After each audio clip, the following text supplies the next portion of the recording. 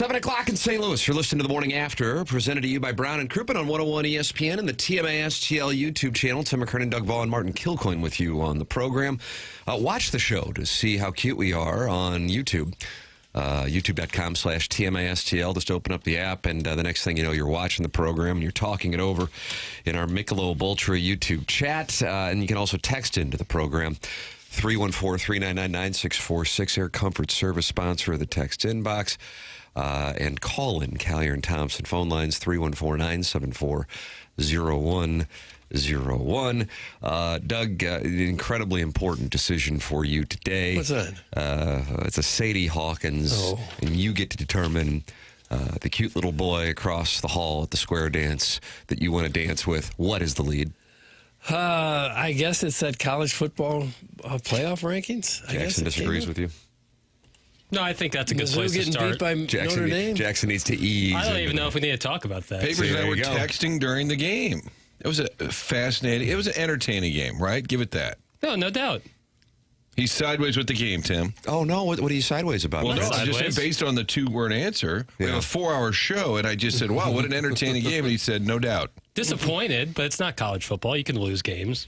You can lose You're games. happy You they can't lost. lose Still win. games in the NFL and still win. Think about that. Yeah. Right. That's So, been well documented. I think we're all a little college football brained in that regard. You know, Illinois lost a couple games, and they're just fine. I took a shot at Illinois, right? No, I'm just saying I'm very high on Illinois, despite having, you can lose and be just fine. Billikens get a W. Sis boom ba. There you go. Look at that. Resounding Look at W. that. Jackson, Doug just helped you out right there. And a great response. Well, It's you lose a heartbreaker like you did against Stanford and come out and I laid the 7 points with the Billikens. That was a great play.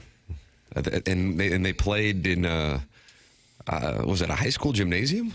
That's the same place that Hank Gathers and Bo Kimball played? I guess With so. Paul Westhead? Was that gym. Paul Westhead? Paul Westhead, yes, and then on to the Lakers. Bo Kimball, I think he was with the Lakers beforehand, but somebody will look that up. he got fired, and they surfaced. And then they down used to the score road. like 140 points Yeah, a that's game. right. like It's hard that to believe style. that was the same gymnasium, but yeah, I was watching the Billikens. That's why, weirdly, see if you can agree with this take, or maybe you'll disagree. It's welcome. You're welcome to do it. I still am so disappointed in what happened with the Billikens at Stanford, or not at Stanford, in Palm Springs against Stanford on that last second buzzer-beating 3, because that probably mattered for St. Louis University infinitely more than take your pick of any Missouri or Illinois loss. I realize Missouri has 1 and Illinois has 2. But with that said, at this point in the season, St. Louis University can't afford to lose them, because the reason why you have all of these powerful programs playing each other is because what they're doing is they're taking every single bid and then keeping the mid-majors out. And so Missouri can lose a game like that last night that they should have never lost. But the Billikens should have never lost to Stanford, and it will actually potentially keep them out of the NCAA tournament, even though it was a game played in late November. I'm watching last night as a Missouri fan, and I'm going, okay, whatever. Ridiculous that they don't guard the guy who's hitting threes all night. Same crap that drives Missouri fans up the wall about Dennis Gates' teams. And you see it happen yet again. You could see it before the gentleman even got the ball, that he was wide open. And you could see Phillips like sprinting out there as fast as he could, and it's a little too late. I was watching it with my wife, and I said, I mean, this is what they did all second half. Same thing. Cole Serta, who looks like he's about 12. One of those kids who probably in the driveway, Tim, was shooting at midnight, and the parent, come on in, Cole. No, I'm going to make 1,000 threes in a row. Frank told me I had to. I just kept shooting and shooting. Yep, left him open. And he had made some big shots before that. So I'm sorry. I'm sorry. I hated it. We started with it didn't really Doug tried matter. to talk about the Billikens. He defended it, and It it's like matters. I don't get. Doug, he's in a darker place than I You thought. really are. Get out the grease board. He's Early December non-conference. pull it together. so he sends a double with Jacob Cruz, who is not quick. He's not a great defender, and you're leaving the best shooter on the floor. The only way that that's acceptable is if you stay in between your man and the ball so that he can't make that guard-to-guard pass and get the shot off. The fact that Jacob Cruz allowed that pass to happen or even was sent for the double team is insane. Sit down and guard and force a tough contested shot, not a wide open one. I don't care how deep it is. That guy's hitting threes. Don't double Don't double with someone off the shooter. You can double with anybody else, but you can't double with the shooter. Somebody's a ball coach. Norman Dale over here. You just can't do that. I saw it happen in slow motion. You just can't do that. It's very, very frustrating. For a game where I thought they played 75% of the game, they played really well, and 25% they played terribly. And that was one of the 25%. Okay. It's simple. Gates isn't a very good coach. Does that help you, Jackson? That's from Yasiel the Boy Puig. There's some things, like when a loss like that happens, it's like easy to say. But there's other parts of the game where I thought his game plan was outstanding. When he switches around that man-to-man and goes to zone, it's really hard for offenses to get comfortable, and he's really good at that. So, like, there are some good things last night that put them in a position to win, and then some other decisions that I thought cost them a victory. It's a double-edged sword. Okay, but you'll get through it, right? Sure. All right. All right, what audio do you have that's going to be therapeutic for you on this? Oh, boy. Uh-oh. It doesn't sound like there's much of anything that can help. Despair. I mean, are you still pissed about the Blues losing to the Ducks? Yeah, I'm furious. This is him defending the defense there on that final shot. From Defending the defense. Defending his defensive choices. All right. Clarify, that shot that Serta had that gave Notre Dame the lead, that's one that you would live with again? I didn't want Burton to have the basketball because he turned the corner and he gave the same type of shot. So at the end of the day, it was beyond the NBA range on the three-point shot with Sean Phillips Jr. contesting, and I thought we did a good job, scouting report-wise, making someone else beat us and beating us from a length away from the basket. And then just to follow up, the shot by Jacob Cruz right after that possession, what did you make of that play, and was that what you wanted on the next possession? Which shot was that? Jacob Cruz came up the court right after Serta's three and fired one of his own from the top of the key. Well, I'll live with Jacob shooting threes. I probably couldn't draw up a play with a set defense or called the timeout. They would have came out and made sure the shooter never got it. But at the end of the day, I'll live with my guys making shots and taking risks. Can we get a microphone on the guy who's holding I believe it was a press corps of one. there was only one video. It's fine. It's fine. And that was it. I don't think Doug's sideways with you. He's saying the setup. Sounded like the reporter had a mic, but Dennis Gates didn't. Yeah, I've kind of a new twist. You type in Dennis Gates press conference into YouTube, and there was one video of it. But yet it's easier to get Dennis Gates on the road than it is Ali Marmol on the road. It's impossible to get Ali Marmol on the road. Can't have Maybe it. when they start winning, it'll be available. Balloon party season.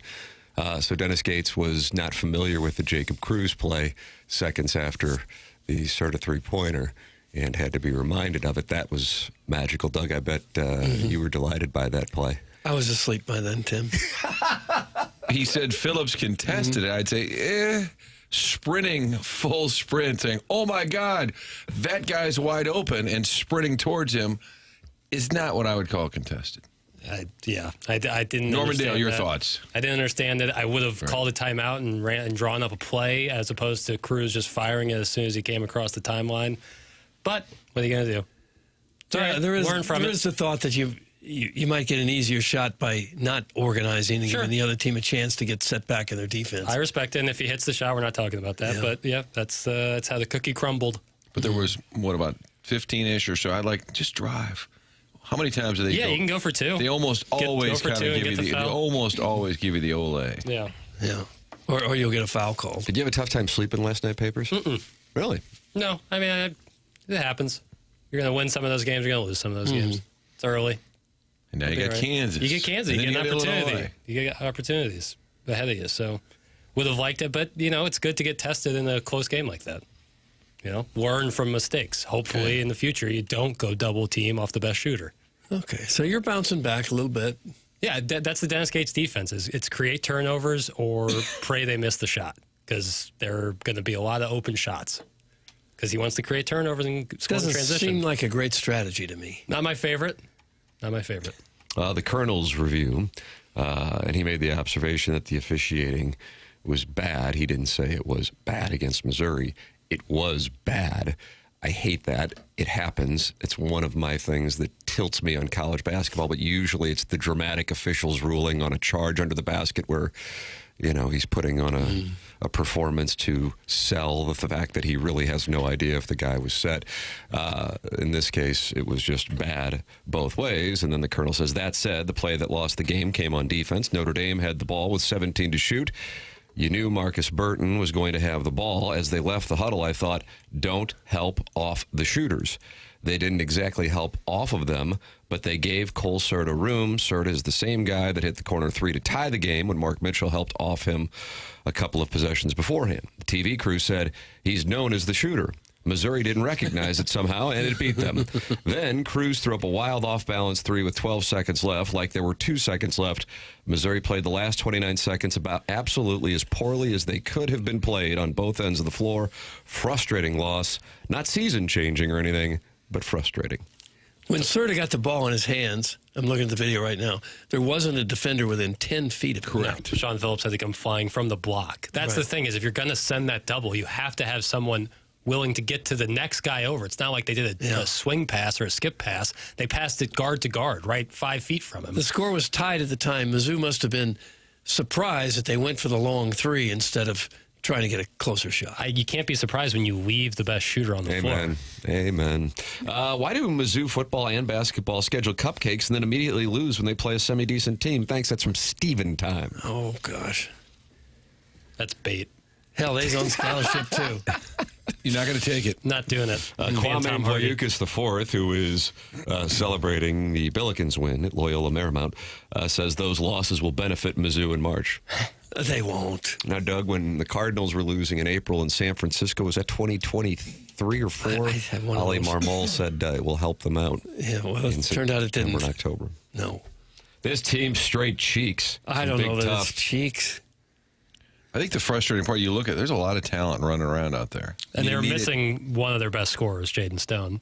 But you need that talent to come together at Papers. We got to get that group together. I'm telling you, Jaden Stone is the straw that stirs the drink. He is a damn good basketball player. He's a great scorer. If you had him last night, I think it'd be a different story. Why don't the youth make eye contact anymore? That comes from old people's Facebook statuses. Because they're cheeks. One of my favorite text accounts. Now, is old people Facebook statuses going to defeat Arbor Day in the 2025 awards? I can't imagine. But old people Facebook statuses is something to keep an eye on in 2026. A lot of momentum right there. A lot of momentum. It just kind of slides in real quietly and like drops a bomb and then leaves. His previous text was yesterday, how are the roads? That's a great Facebook post. And then people are answering it 4 or 5 hours later. Right. Very helpful.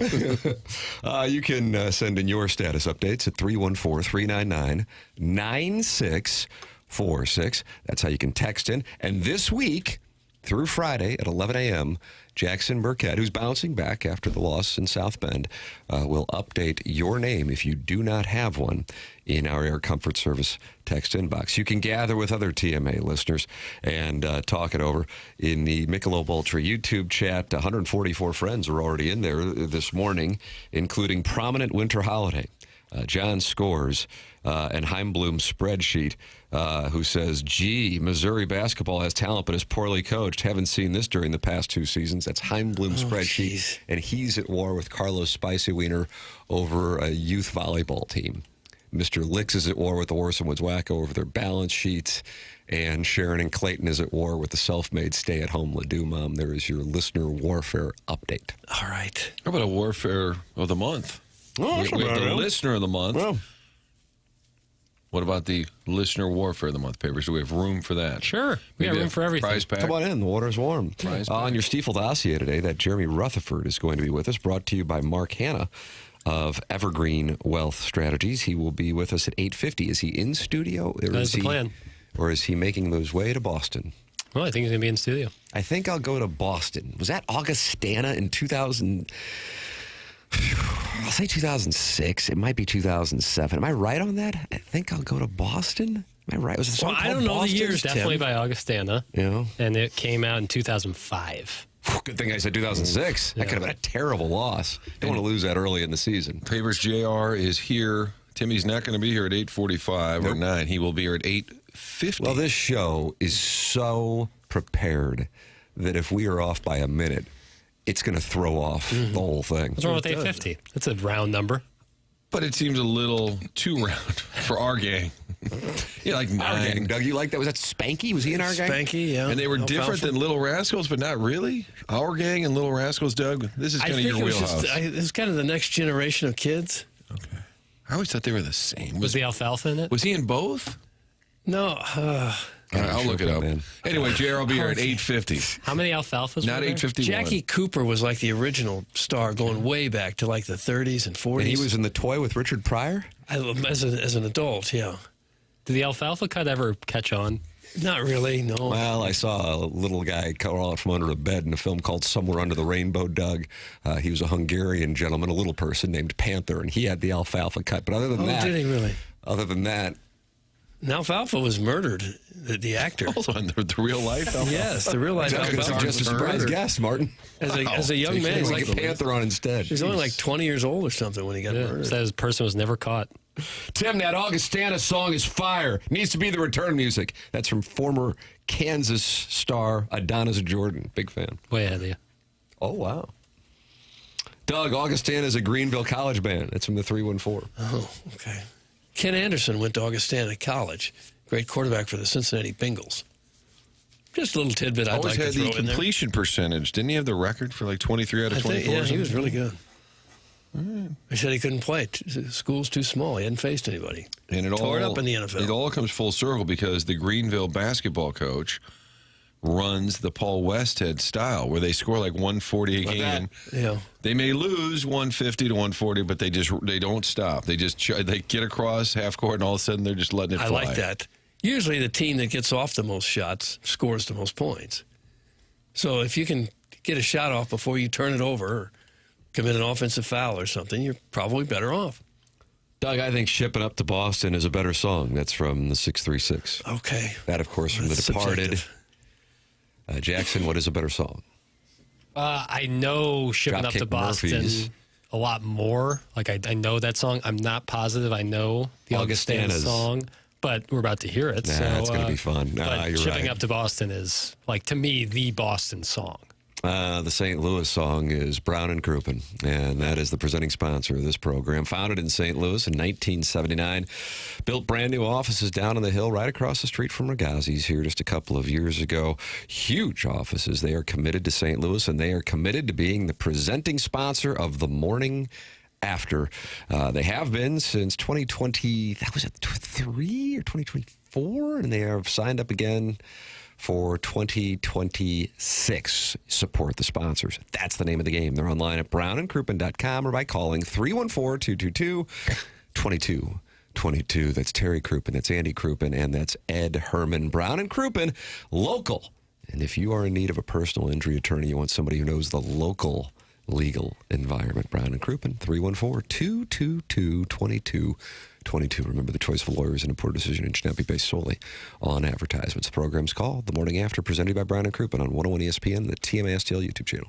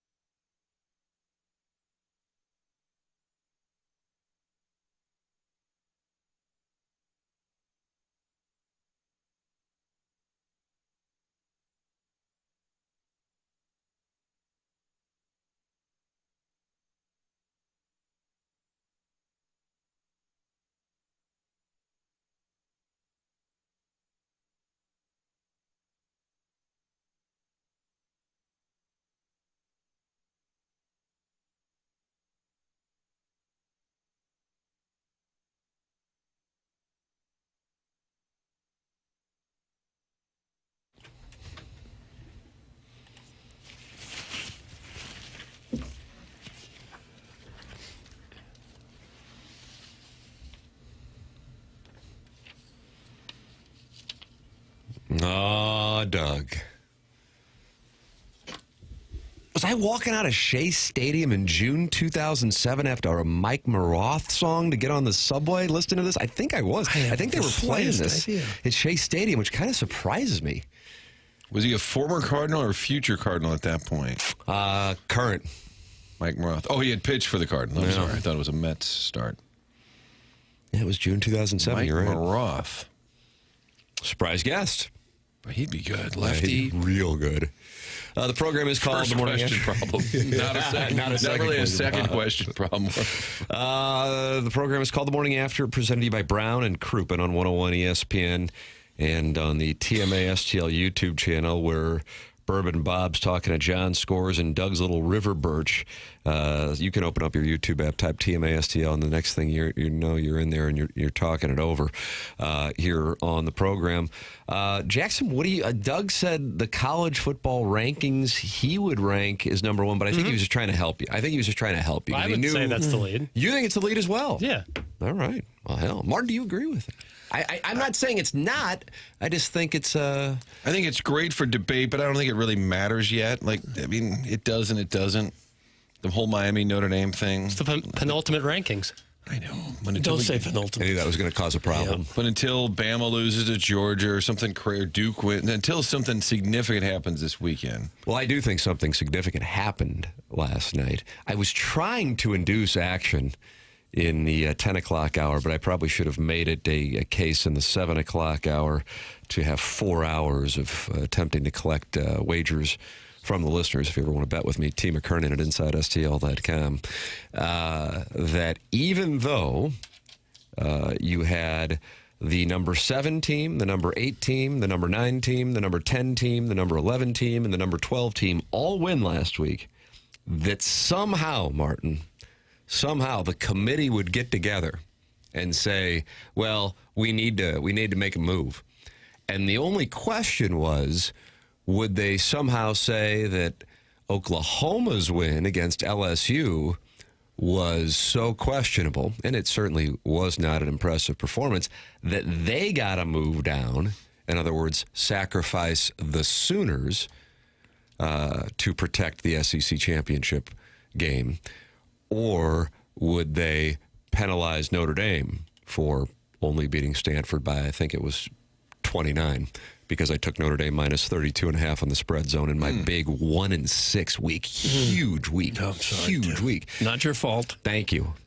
And the answer was they got the Fighting Irish. They clipped the Fighting Irish. I'd imagine more people in South Bend are upset this morning because of that than they are happy about Notre Dame's win over Missouri. So now Notre Dame and Alabama flip-flop, and the reasoning, just thorough. Hunter Yurachek's having a big year because he is under fire in Arkansas for no money for the football program.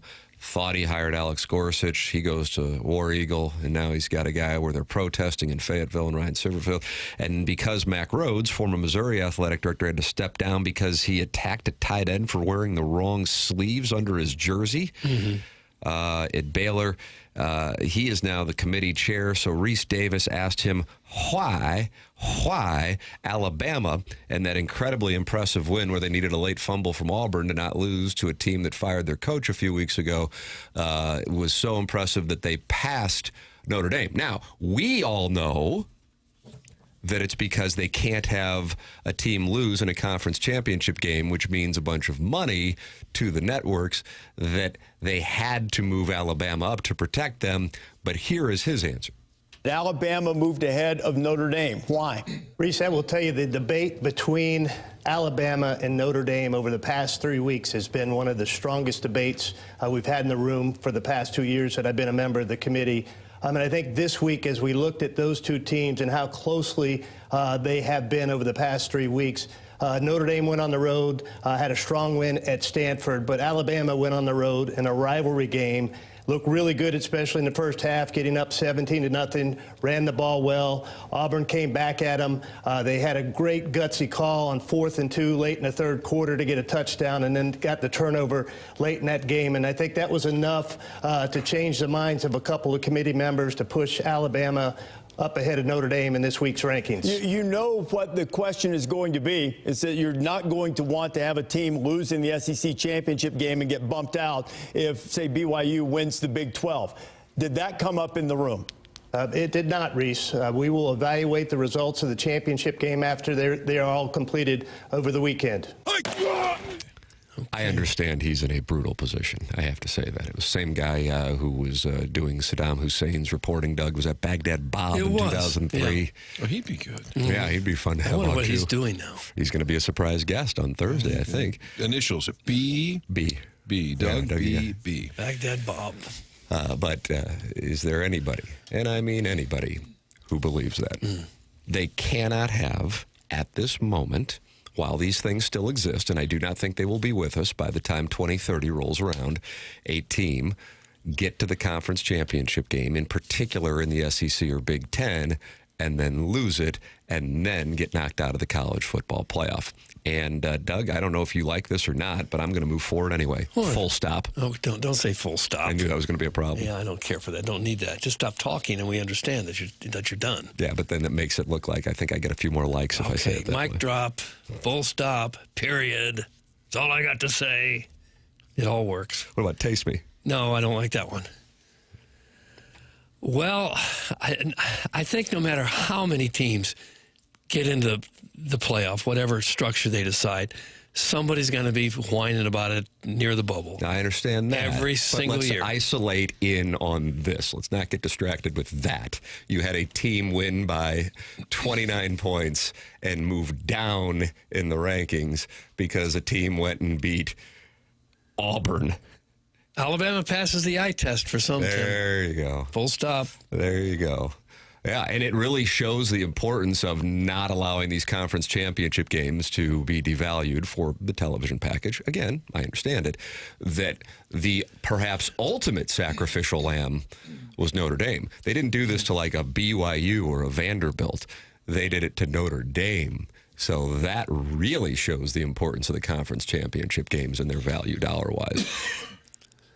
How about the fact Alabama's resume, one of their bigger wins, is beating Missouri, who was 14th at the time. But didn't get ranked last night, so they could have James Madison in there, which sends the message that James Madison, should Virginia lose to Duke, would get themselves into the college football playoff. Oh, what a Jim Dandy it would be if you could have James Madison and North Texas in the college football playoff. Come on already. This is nonsense. Okay. it's not Alabama nonsense. percentage they're in even with a loss, 90%? Well, it's now 100%. 100%. It's 100%. Now, they won't say that. Now, another little fun fact for no and tell. How many of you are familiar with Polymarket? Got a big feature on 60 Minutes this past Sunday, but oftentimes indicative of when the sharps, for lack of a better term, or people in the know what's going on. Yesterday on Polymarket, Alabama moving ahead of Notre Dame had huge amounts of traction. In other words, somebody on the committee told a friend of the feather what was going on, and the word was already out that it was going to happen. So that's a nice setup when you got 12 people together and somebody's running and telling people what's going to happen. But either way, Alabama moves ahead of Notre Dame. And so what does that mean? That means that if BYU were to beat Texas Tech, Notre Dame is on the outside looking in. But how big is their beef, right? Notre Dame. Other than getting arbitrarily moved down, their schedule, their two biggest games, right? They lost. And the rest of their games, USC is a good win, but how great is their case? SP Plus ranks Notre Dame 5th, Alabama 12th. FPI ranks Notre Dame 3rd, Alabama 6th. Sagarin ranks Notre Dame 2nd, and Alabama 7th. And FEI ranks Notre Dame 4th, and Alabama 9th. So from a metric standpoint, Notre Dame is superior to Alabama. Now, I want to make this clear. This has nothing to do with me liking Notre Dame, not liking Alabama. I don't really care. I think what I'm saying from a bigger picture standpoint is the system is so comedically it depends on your perspective, or tragically flawed, that it is tied into television contracts that you have moves made like this. And I understand it's not Hunter Yurichek's fault. He just has to be the guy like Baghdad Bob who has to say the stuff that's asinine. But that Kalen DeBoer's decision to go for it in 4th and 2, he said it was the third quarter. It was with time running out in the fourth quarter, along with the fact that they had a 17-0 lead over Auburn, was the reason why they moved ahead. And for the record, Notre Dame led 42-3 over Stanford. It's a bunch of BS. And this was why, when there was a talking point locally that a 10-2 SEC team, so in other words, Missouri could lose 2 times and then win their other games, would get into the college football playoff. And I was just like, I don't think that's going to happen. Now, we wound up seeing that with Vanderbilt, but I would say Vanderbilt had an easier road than Missouri did. But either way, my premise is certain covenants will be held sacred and defended, and even so, against all logic. And in this case, the covenant that won out, even more so than Notre Dame's power, was the SEC championship game, and they couldn't have a team get rewarded by getting to a conference championship game and lose and then not play in the college football playoff. Because I assure you, if you ask every single Alabama fan all around the world, would you rather play in the SEC championship game or the college football playoff, they're going to say college football playoff. And so just because Texas was able to beat Texas A&M, Alabama, who otherwise would have been assured of being in the college football playoff, but because of that game, and then A&M is out and Alabama is in, Alabama all of a sudden risks not being in the college football playoff. It's an asinine premise. So the committee did what the committee needed to do, protect these ridiculous championship games that will be obsolete soon, and they moved Notre Dame down and Alabama up.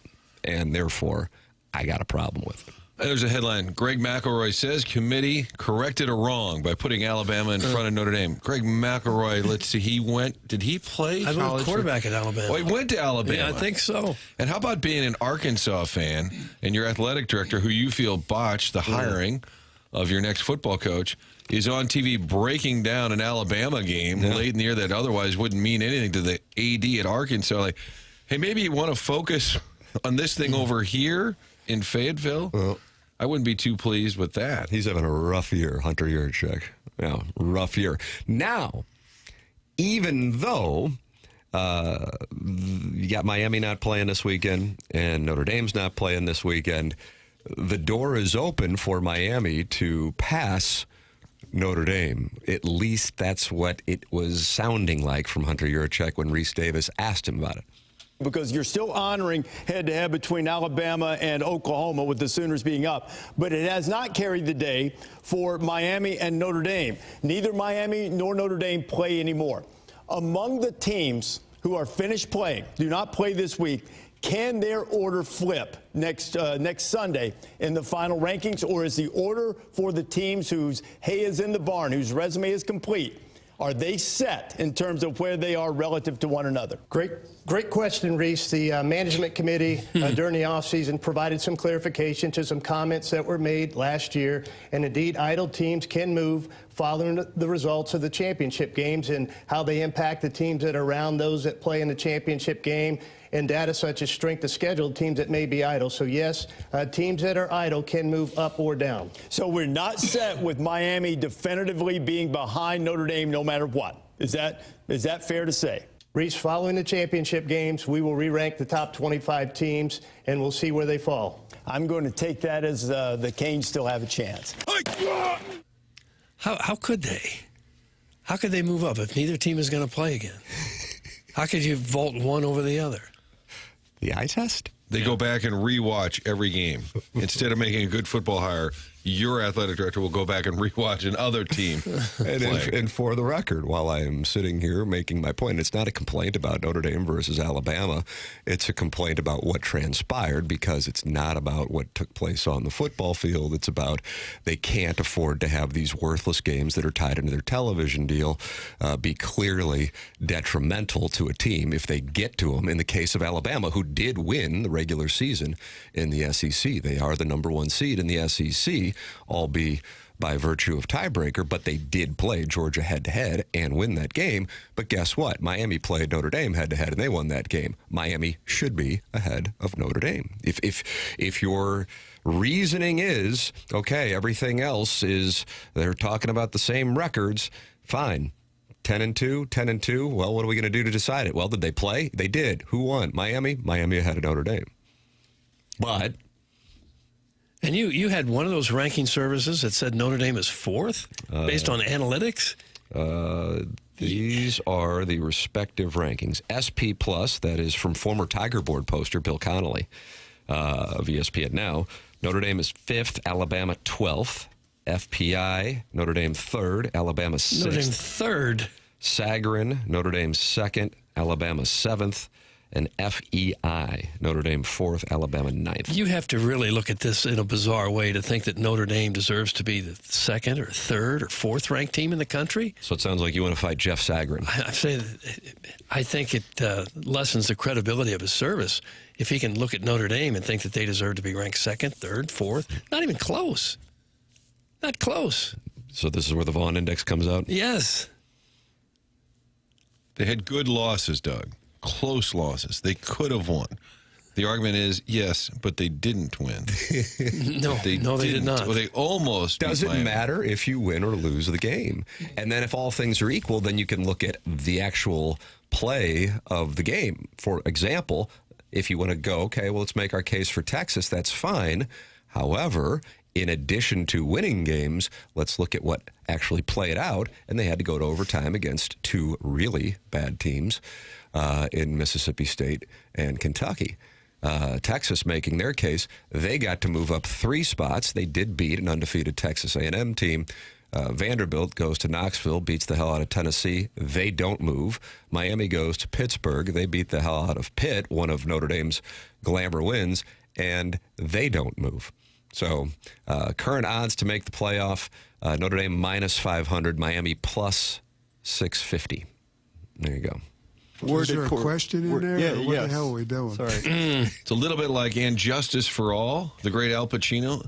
I feel like everything's out of order. This whole court is out of order. The system is on trial. Good for you, Martin. Have you seen that? Has that been covered on Movie Boy? I haven't seen that You would one yet. enjoy that. I love Al Pacino. He gets a little worked up, as always. This is certainly the case. In Tells a lot the of his judge, films. "You're out of order." Is that different than Devil's Advocate? Does he turn the also play a tables. lawyer in that? Keanu Reeves. Yeah, Devil's Advocate, not familiar with. Okay. Look up "Injustice for All." CFP committee chair credited Bama's loss to FSU because FSU was ranked at one point this season, but never in the CFP rankings. That's from Steven Time. Damn it, Doug. Notre Dame shouldn't be seated second. Sagarin system ranks them second. Now stop making me defend Notre Dame. That's from Connie Lassiter and Greg Bickle. Well, they have a joint account. Then your system is wrong. If you think Notre Dame is the second best, deserves to be ranked second, then your system is wrong. I'm sorry, but it is.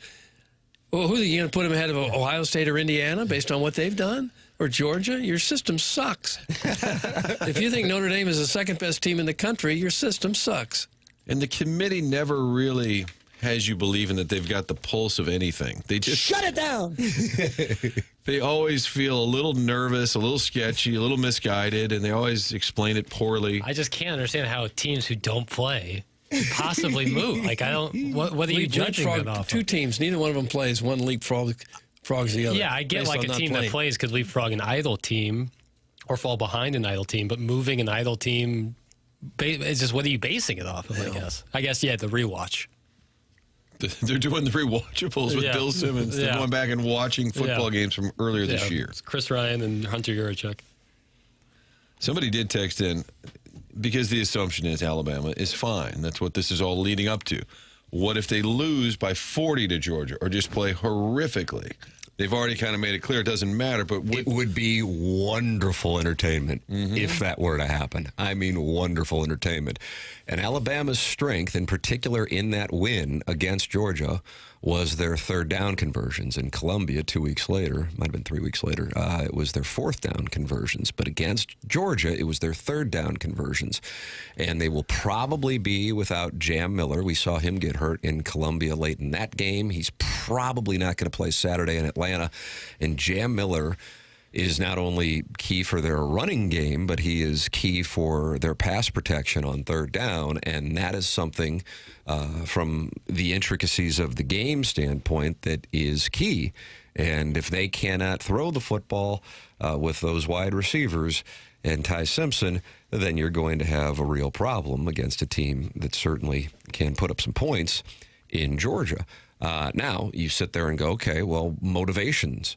How much do these actually matter this weekend? Duke has nothing to play for outside of spoiling. They didn't get ranked.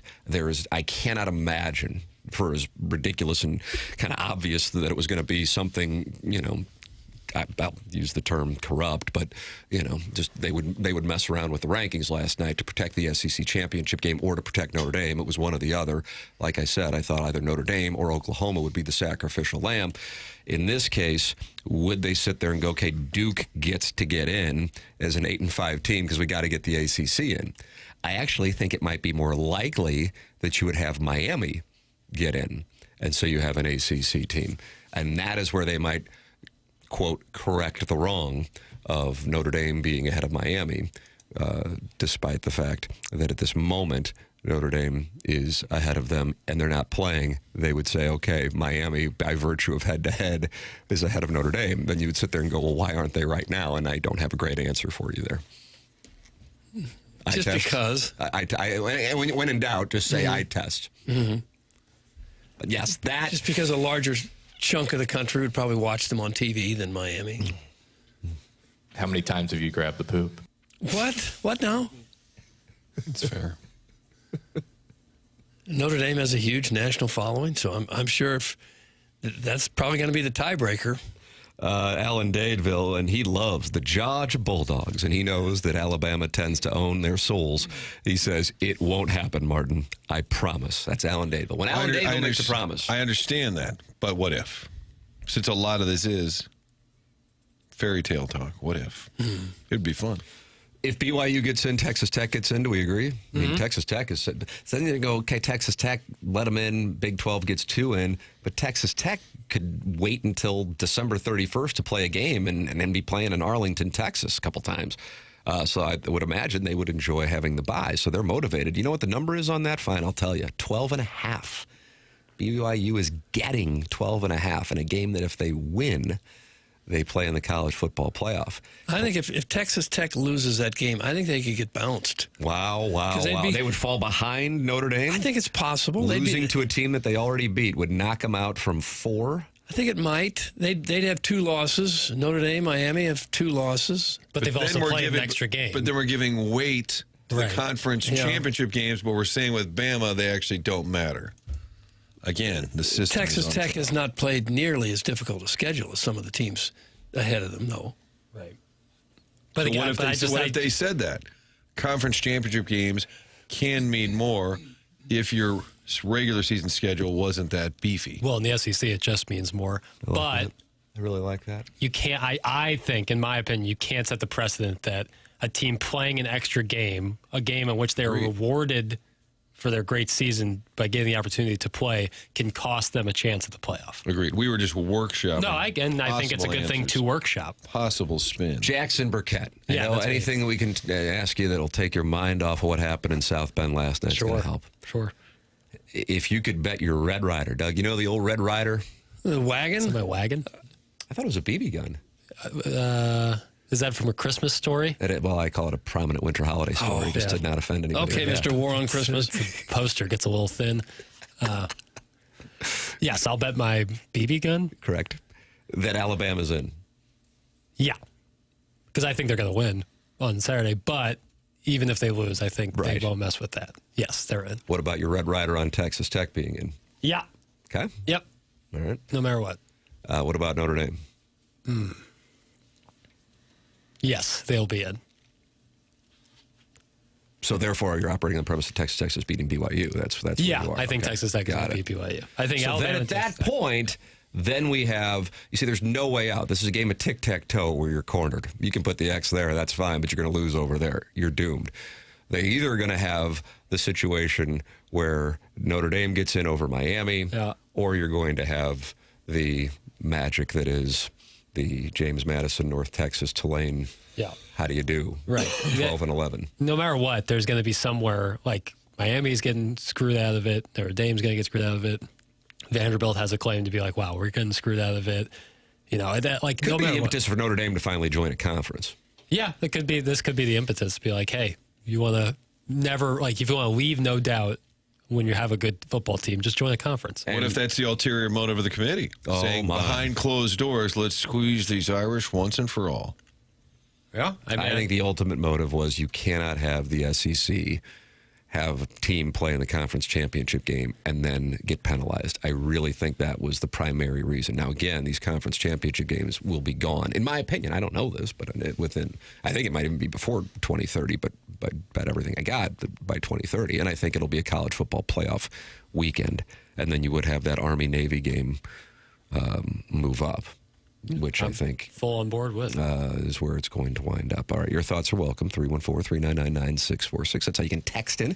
Air Comfort Service, text inbox. Talk it over with other TMA listeners in the Michelob Ultra YouTube chat. Open up the YouTube app and talk it over. YouTube.com/TMASTL. You don't have a text inbox name saved?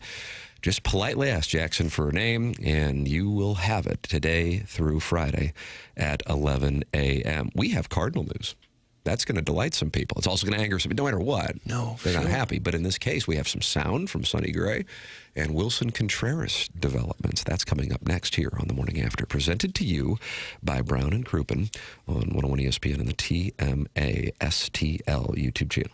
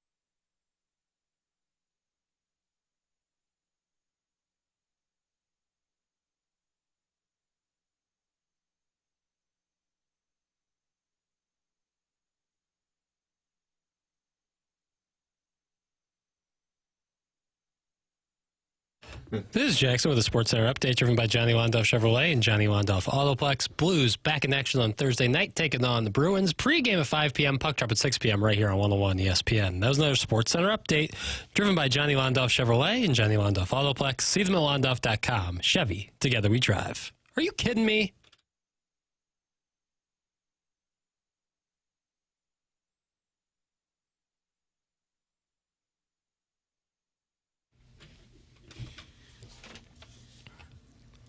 Doug, does this make you think of Leonardo DiCaprio? Not so much. About Mark Wahlberg? Not really. About Matt Damon? Just makes me want to dance, Tim. Martin Sheen, Alec Baldwin, Vera Nicholson. Farmiga, Jack Nicholson. Oh my! And Papers, you didn't like this? I really like this movie. When did I say I didn't like it? I thought you had harpooned it before. No, I love The Departed. Oh, I think Nicholson's kind of mailing it in. Really? A little bit. Not fully, but... I think one of my favorite scenes is the text message when they're all kind of meeting late, and it's dramatic. Who is the mole? Who isn't? Right. And it's, for all of us, the early days of having a phone. T9 texting. Where you can get a text, and you just... And they He send does it from his pocket. And it's... You're like, unbelievable. Whoa. Yeah. The mole is right here. This is the most important Leo DiCaprio movie because he's surrounded by a ton of incredible actors, and he's acting circles around them. Ooh, for heaven's sakes, what kind of a take was that? Doug, he's just acting better than, he's just so much better than everybody in it. Budget $90 million. Box office $291. How do you do? It's TMA 101 ESPN, 7 o'clock hour. Tim McKernan, Doug Vaughn, Martin Kilcoyne with you. Jackson Burkett saying DiCaprio's acting circles around Marky Mark and the Funky Bunch. Okay. Marky Mark, actually. That's like one of my favorite Marky Mark performances. What about the other guys? That's up there. Boogie Nights being number one. Dirk Diggler. Yeah. And, of course, the Colonel. Wilson Contreras might be going, Martin. I think we talked about this during onboarding yesterday. Katie Wu with the story. Katie Wu appeared on the MLB Network. We'll have audio of that here momentarily, along with Sonny Gray, who was on Nesson. But Wilson Contreras maybe has found religion. The Cardinals do not view trading Contreras as something they must do. They are not nearly as motivated to move him as they are Nolan Arenado. But Contreras is now much more open to it than he was at the end of the season, per Katie Wu's reporting in The Athletic. Trading Contreras would open up first base full-time for Alec Burleson and also would remove more payroll. And if a suitable partner does not jump out, St. Louis could also hold on to Contreras to open up the season and pursue moving him at the trade deadline. But Wilson Contreras is now open to moving. Thoughts? And why wouldn't you be if you were him? You don't have to say, sure, just trade me, but let me know where, what team, what's my role on that team. Why wouldn't you at least listen to that? I think Arenado's at the point where like anywhere, and I thought he was at that point a year ago, and then he turned down the Houston deal, which I'm sure he regrets. But if you're Wilson Contreras, you're still somewhat productive. Your salary isn't that outrageous by today's standards. There might be some interest. I would think so. He just had 20 homers, 80 RBIs. He's still a good bat. I would think if you're the Cardinals, you're not going to want to wait till the trade deadline. You're going to want to move him now if you can. You wait till the trade deadline. That's another 3 months. What if he falls off drastically? What if he gets hurt? Now you have no way to get rid of him at that point. Not that they want to get rid of him, but they'd like to have that salary relief. So I would think if you're going to trade him at all, you do it sooner rather than later. I guess it's all about the return, because the reason you're doing it, nobody needs to save the DeWitts any money. What are you getting in return? That was the whole Sonny Gray thing. You give up $20 million to save $20 million, but you got a couple of guys in return who might help you down the road. You never know. So you do the same with Contreras, get a couple of minor leaguers that may end up being decent players. So what's the return? That's the whole... Even if they have to eat some money on this one, who cares if he can get something in return? Contreras' deal, comparing and contrasting it per MLB Trade Rumors.com, good comp would be Christian Walker. The Astros signed him for 3 years and $60 million last offseason. That was a move that then played a role in Arenado, along with the trade that made him think that the Astros were in rebuild mode. It's a contract that began with his age 34 season. In that sense, one could argue that Contreras' contract is about market value from an AAV vantage point, $20.75 million AAV on the remaining guarantee, but is more appealing in that it's a year shorter. Then again, Christian Walker was an elite defensive first baseman who'd hit 95 home runs across his 3 previous seasons. Contreras was a good, not great defender in 2025 and has hit 55 home runs over the 3 prior seasons. So that is the analysis on a comp for Contreras and Christian Walker, who signed that 3-year, $60 million deal last offseason. So one player that the Cardinals could be moving is Contreras. One player that the Cardinals did move is Sonny Gray. He did not like to sweat. Wrong city for that. Yeah, that's right. But now he's up in Boston. This is what Sonny Gray had to say. He was on Nesson with Boston media talking about his decision and his conversation with Chaim Bloom and his exit from the Cardinals. I guess it started kind of at the very end of the season last year. As soon as the Cardinals got eliminated from the playoffs, which was kind of like towards the end, I had a meeting with Chaim, and we just kind of talked over everything, asked about like the direction of the Cardinals, like what this is going to look like. We were both just very transparent with each other about it, which I thought was like the best way to be. And we were both just open as well. And I just expressed that, I think it would probably be beneficial for me and my family and my future to maybe go to a different situation, a different organization that maybe going a little bit more all in for the next year or two and trying to win a World Series. Because as you can see, I bought this hat as soon as I got traded over to Boston. And that's kind of just where I'm at in my career. Bought a hat. Yeah. It was usually carries a ball around. 2004 World Series cap. Oh, damn. Yeah. Ouch. That didn't go well around these particular parts. For a really good pitcher over his career, he's bounced around a lot. Well, he made his thoughts known on his time in New York. Take a listen to this. I guess this is certainly going to play well in Boston. New York just wasn't a good situation for me. Wasn't a great setup for me and my family.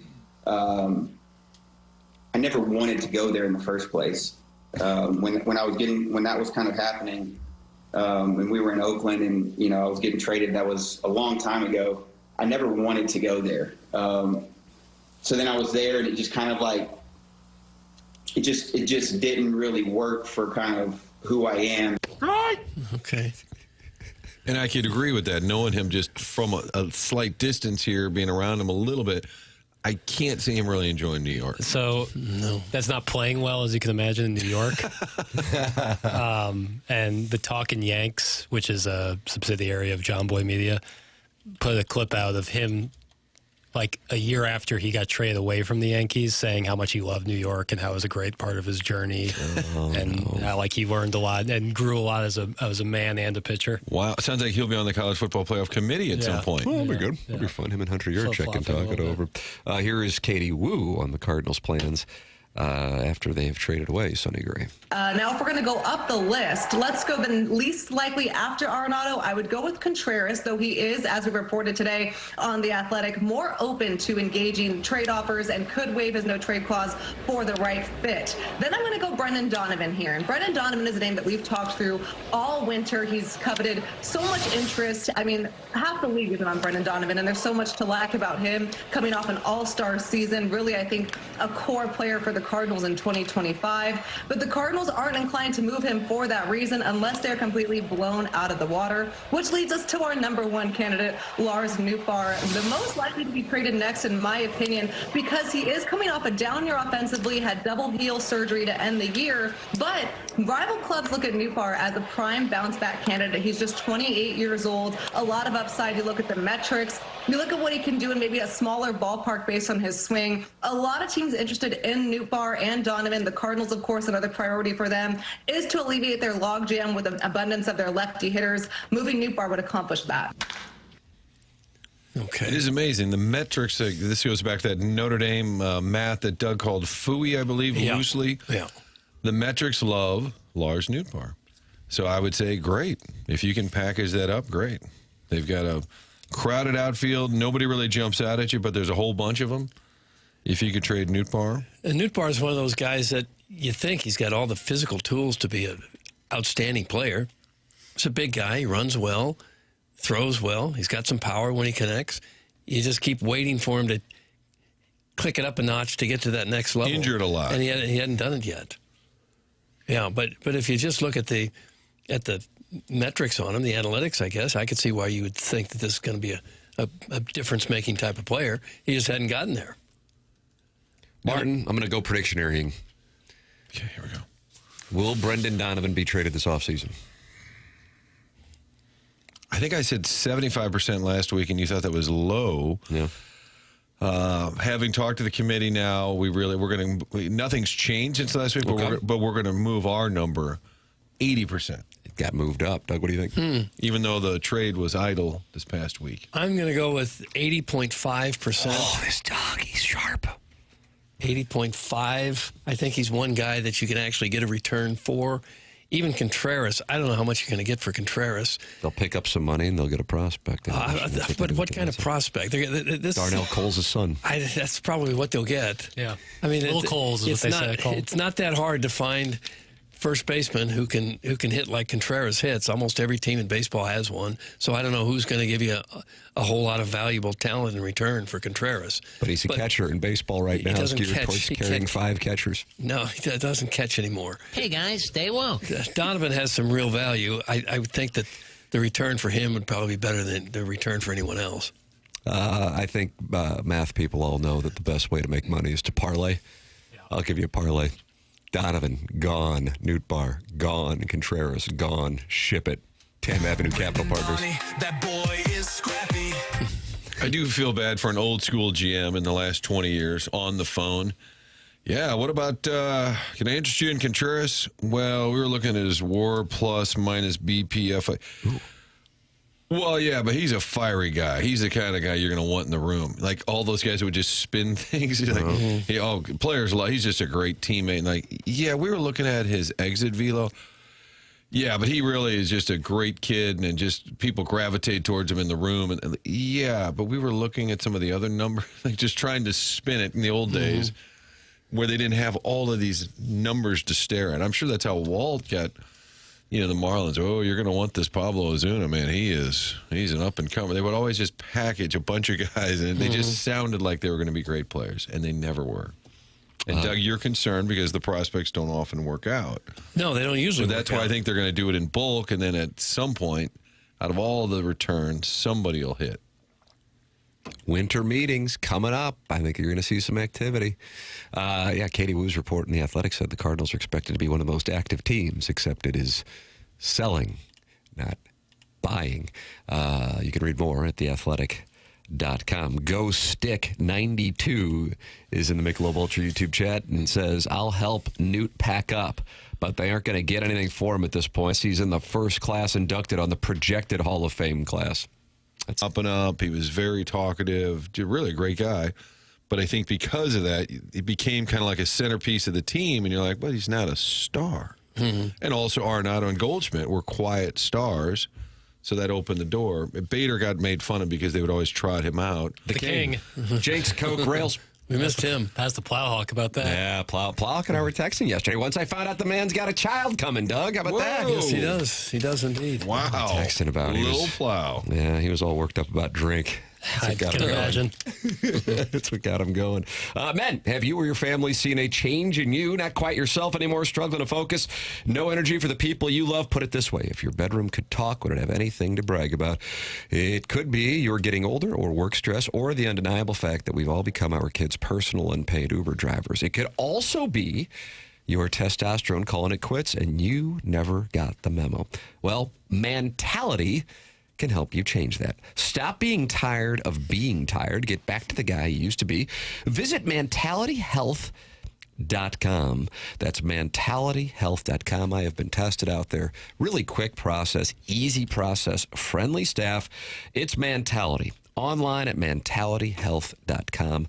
Take control. Stop being tired of being tired and get back to the guy you used to be with Mentality at mentalityhealth.com. Jeremy Rutherford is going to be with us at 8:50. This is a well-oiled machine, so you can expect him to be with us right at 8:50. He's presented to you by Mark Hanna of Evergreen Wealth Strategies every Wednesday, so you can send your two-part questions in for JR Blues Off today. Back at it tomorrow night as they begin a road trip through Boston, Ottawa, and the Bell Center in Montreal. We'll talk it over with JR coming up at 8:50. You're welcome to email in for our Design Air Heating and Cooling email of the day. Guns N' Roses tickets for the concert August 16th at Busch Stadium. The prize, email in the morning after at InsideSTL.com. Design Air, sponsor of our email of the day. The program's TMA.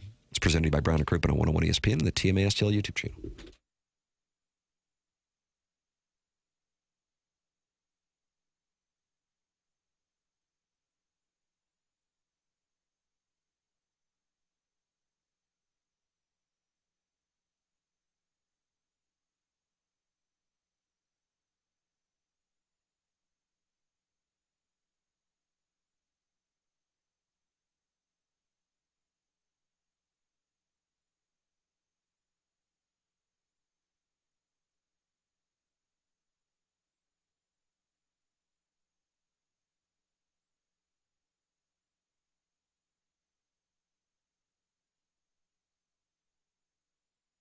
Missouri, it's happening. FanDuel Sportsbook is live and ready to roll in the Show Me State, and they're celebrating with a little something for everyone. All this week, every customer gets a no-sweat bet every day.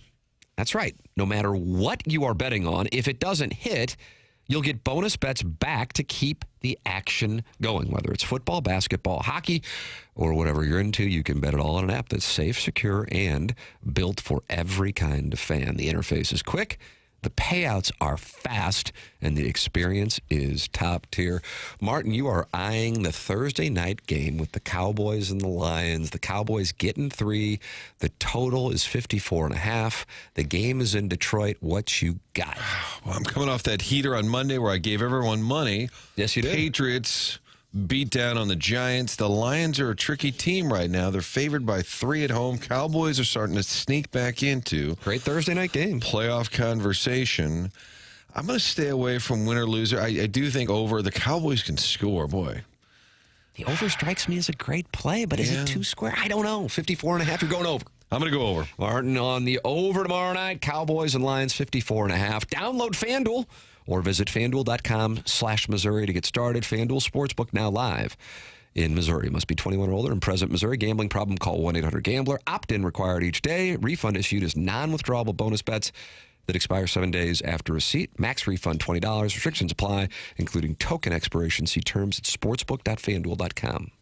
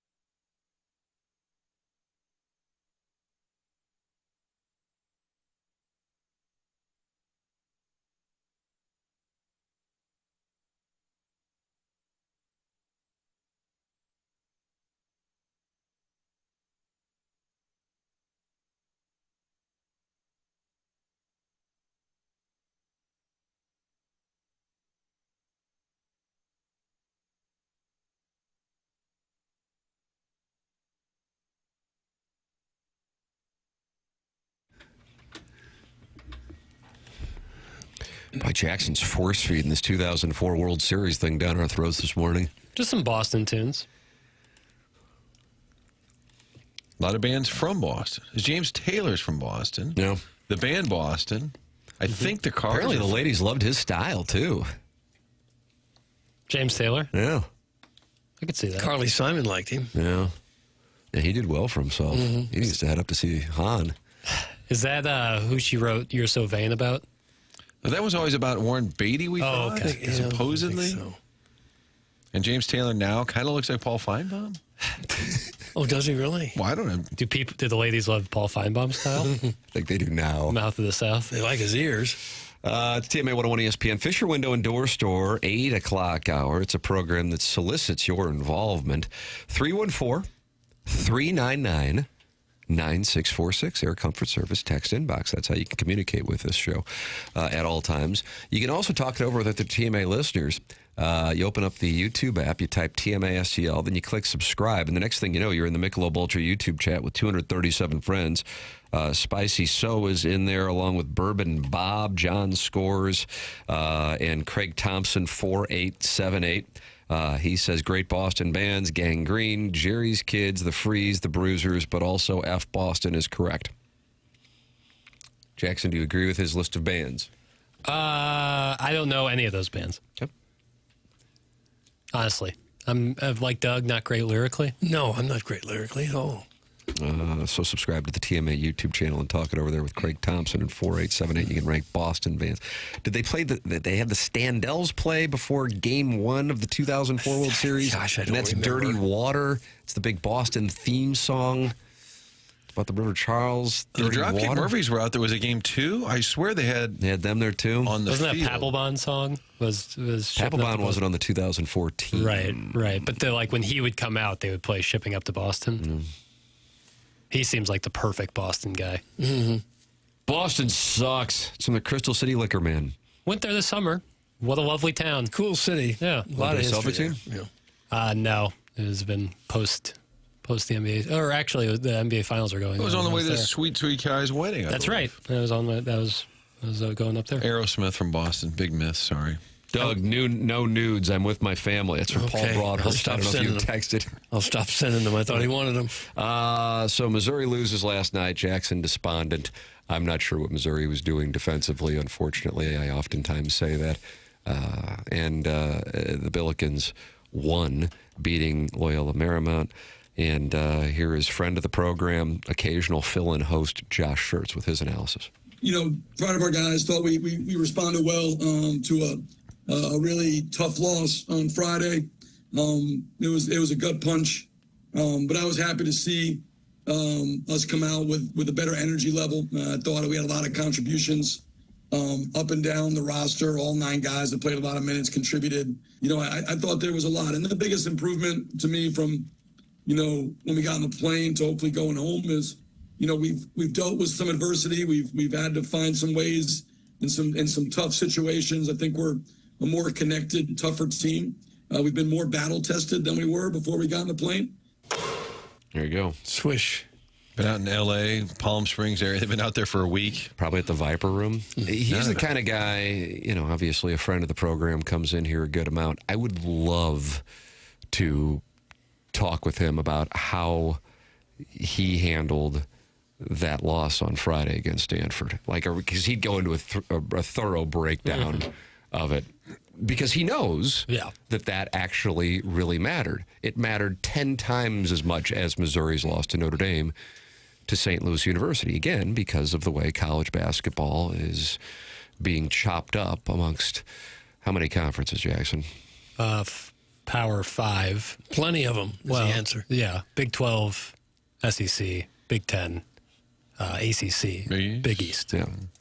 And then there's scraps left. Yeah, like the scraps of, you know, like there's some really good teams and other kind of fringe conferences. But like the A-10 is a premier mid-major conference. Dayton Flyers, VCU. I think 10 years ago they got 6 bids. Yeah. And those days are over. Right. But why is that? Is the brand of basketball changed that dramatically, or is the power, It's the scheduling. money? It's the scheduling, exactly. Because they can't get any. Because they can't get the net ranking. Right. It's like you have to win your conference, which is the same as No offense to like the Sun Belt or smaller conferences, but like those schools really only play 1 week of basketball that matters, that conference championship. And now schools like SLU or A10 schools are kind of in a similar situation, which sucks because those are like fun Cinderella teams. We remember George Mason from years ago. Well, you talk about St. Peter. You talk about St. Peter. Like, St. Peter is a little different, but like George Mason is like, these schools, you got to get these at-large bids, It's So did the A10 should be a 3-bid did the power league. conferences get together and say stop playing them, or is it just each school individually thought, it doesn't do us anything? The former, no question. And by the way, I understand it. It benefits them. That's the gig. I understand it. For the record, the Billikens are the favorite to win the Atlantic 10. They are plus 270, VCU plus 330. I think they have a really good team, and that's why I was, as he called it, a gut punch on Stanford when they lost that thing on Friday night on that buzzer beater. Because otherwise, I think they're going to start getting momentum to get into the top 25. I think they're that good. But they win last night. Missouri loses, and Dennis Gates talked it over following the loss in South Bend, Indiana, another game that the local team should have won. This was a decision to not cover people. Here's Dennis Gates. Obviously, with those tough games, allowed them to fight out of even the foul trouble, even the situations, and they knocked down some tough shots. That last shot is a coach's rotation shot. I'll live with it any day of the week. Not allowing Burton, who was not going to pass that basketball. We were in our double. And Sean Phillips skied high, and they knocked down the three. They went up three. At the end of the day, the technical foul that Jacob Cruz got for shooting the ball, that's unacceptable. In addition to that, Ant Robinson cannot foul on that baseline, and I think he may have reached when that ball went out of bounds. On the last two things, A, the Jacob Cruz shot should not have been called a technical foul. I've watched basketball my entire life. I've never seen that be called a tech. What did he do exactly to those who didn't see it? So Jacob Cruz came around the screen. They called a foul on the screen, a legal screen. Jacob Cruz takes a second, looks at the ref making the call, and then shoots the three, nails it, and they give him a tech for it. That is ridiculous. Yeah. I've never seen he was that. showing up the ref, but come on, we're not that thin-skinned. It's ridiculous. Right. It was ridiculous. I think it was a makeup tech for Shrewsbury, their coach, getting the tech. And then Ant Robinson did not foul on that play on the baseline. It was perfect defense. Ant Robinson is an outstanding defender. But he also, again, said Phillips was out there defending. I'm like, if you watch the tape, that was said in the previous soundbite, and now he said it again. And I'm like, if you look at it, Phillips is a big man, prominent, sprints as fast as, like, oh my God, you can almost feel the air quote, oh my God. Yeah. This Cole Serta kid who can hit threes, he'd already hit 3 out of 6, is wide open. Now, he is a little deep. I think Gates referred to it as NBA range or whatever earlier. He was a little deep, but he was not closely defended. But that's the Gates defensive problem, too, is it's all about trying to create chaos. But what if Cole Serta pump fakes on Sean Phillips, goes flying by, and now he has a wide open lane? Because that's how he teaches closeouts, is completely sell out, and they never, ever block a three. Never once. You'll never see Missouri block a three, but that's how they play it every time. So they block a lot of these three-point shots? Never. Literally never. But that's the only way. So now you have to play 4-on-5 if they pump fake. Yeah. I like when Papers gets worked up about the hoop rock. I love it. I have to say I love it. I want to buy you a grease board. I envy your passion. Yeah, that's because it's highly unlikely that when you reach your 40s, you'll still be this worked up. But I envy the youthful passion. It's And then you realize they didn't care. Then I kind of, that sums it up. Right. Well, when you're younger, sports is like the most important thing in your life, or it can be if you're a sports nut. Yeah. That and trying to get threesomes. But Tim was right there. He was. You can hyper-focus on that last 30 seconds, which you should. That's the most important moments of the game. But what about the last 60 seconds in the first half? So that's what I was just about to say. The last minute of the first half and then the first 8 minutes of the second half, Missouri went ice cold, gave up a 5-0 run at the end of the first half, which was self-inflicted, and then couldn't score. Scored 6 points on 14 possessions to start the second half. That you can't. The beginning of the second half is one of, if not the most important part of the game. How you come out in the second half, the first 4 minutes of the second half, define the second half. You got to go get it. And they didn't. And so that's what happens. Now, is Trent Pierce, is he injured again? Yes. He's been hurt all year. No one And I mean, no one cares or watched this game last night. That's from Eric in the Central West. No one cared. There was so much good ball on. I mean, UConn played Kansas, and that was on ESPN 2 because Kentucky was playing. And you had Duke in Florida. Yeah, I mean, and that was a great game, too. Although I just can't stand watching Duke at home with that camera angle. It's so bad. Gallagher-Iba? They're shooting it from the top of the ceiling. Like you're watching it from like the bird's eye view. I can't stand it. But that was an outstanding game. Sorry, I meant Trent Burns. I'm sorry. Trent Burns did play the previous game, but So he's not playing regularly. Yeah, he's a tough guy. He's 7'4", and he's not very quick. My ears are bleeding, Eric in Central said. That 7'9" guy from Florida, he doesn't get to play, does he? Not much. The guys like that, you got to be a special kind of athlete to be that tall and be able to move at the speed of college basketball. Well, they must think he has some potential He's 7'9" to keep him on the roster. Yeah, I would happily take a guy who's almost 8 feet tall. And he's now still a redshirt freshman? I'm not sure. Well, you could have him blocking threes, Jackson. Just have him sprint as fast as he can from the paint out to the three-point line. How about you close out, and so if they shoot, you can contest it, or if they drive, you can stay in front of them. He's done it it's ever since he came to Missouri. That's how he teaches closeouts, and I don't like it. This is going to be tough for a guy who is on the Missouri roster. Haven't got any minutes yet. Think you will. Parallel to my high school basketball career. But Jackson's not afraid. Kind of like Daddy Padre. He's in the room. He's not afraid to criticize the Blues.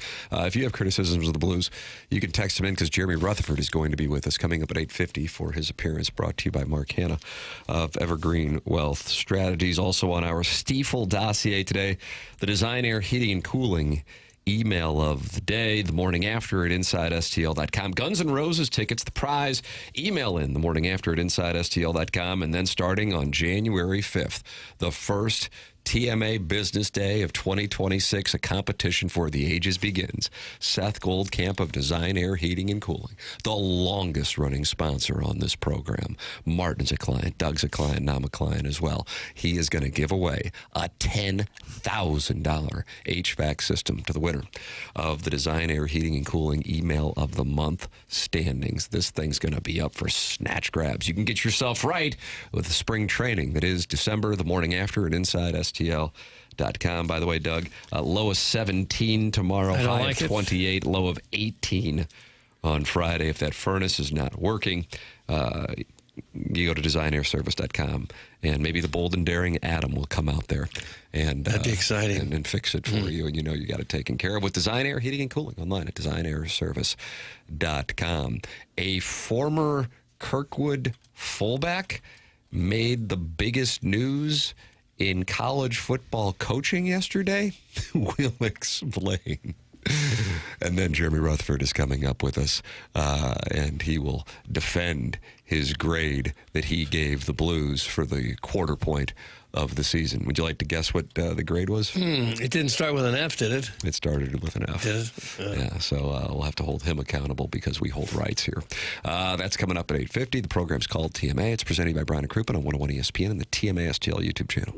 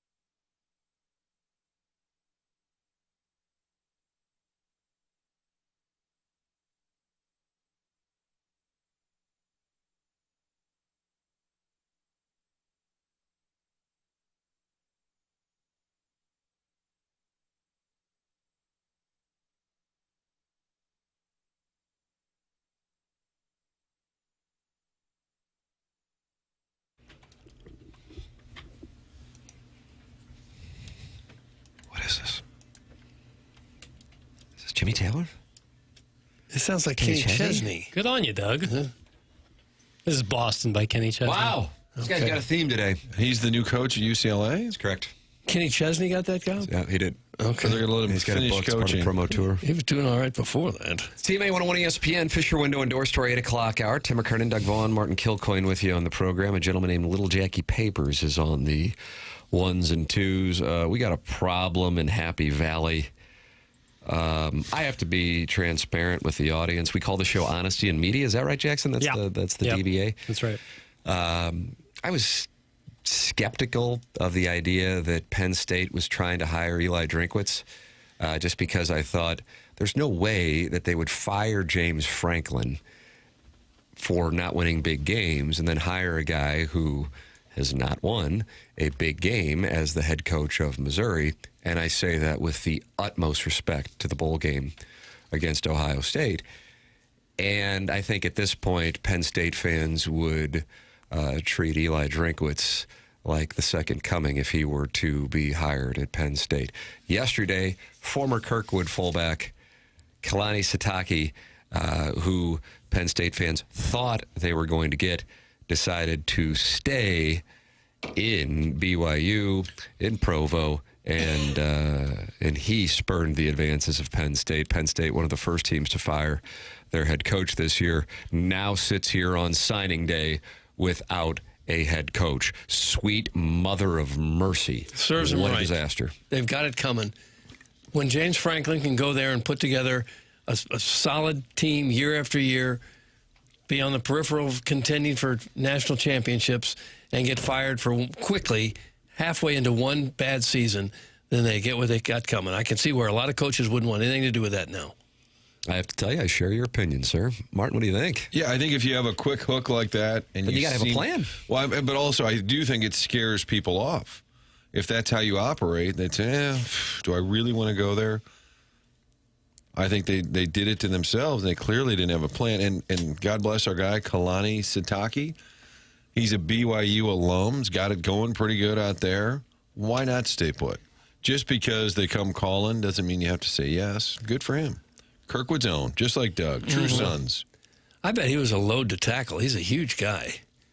Do you remember him in high No, school? he was considerably younger. Well, no, I mean from a coverage standpoint. No. I didn't mean you were palling around at the Velvet Freeze. No.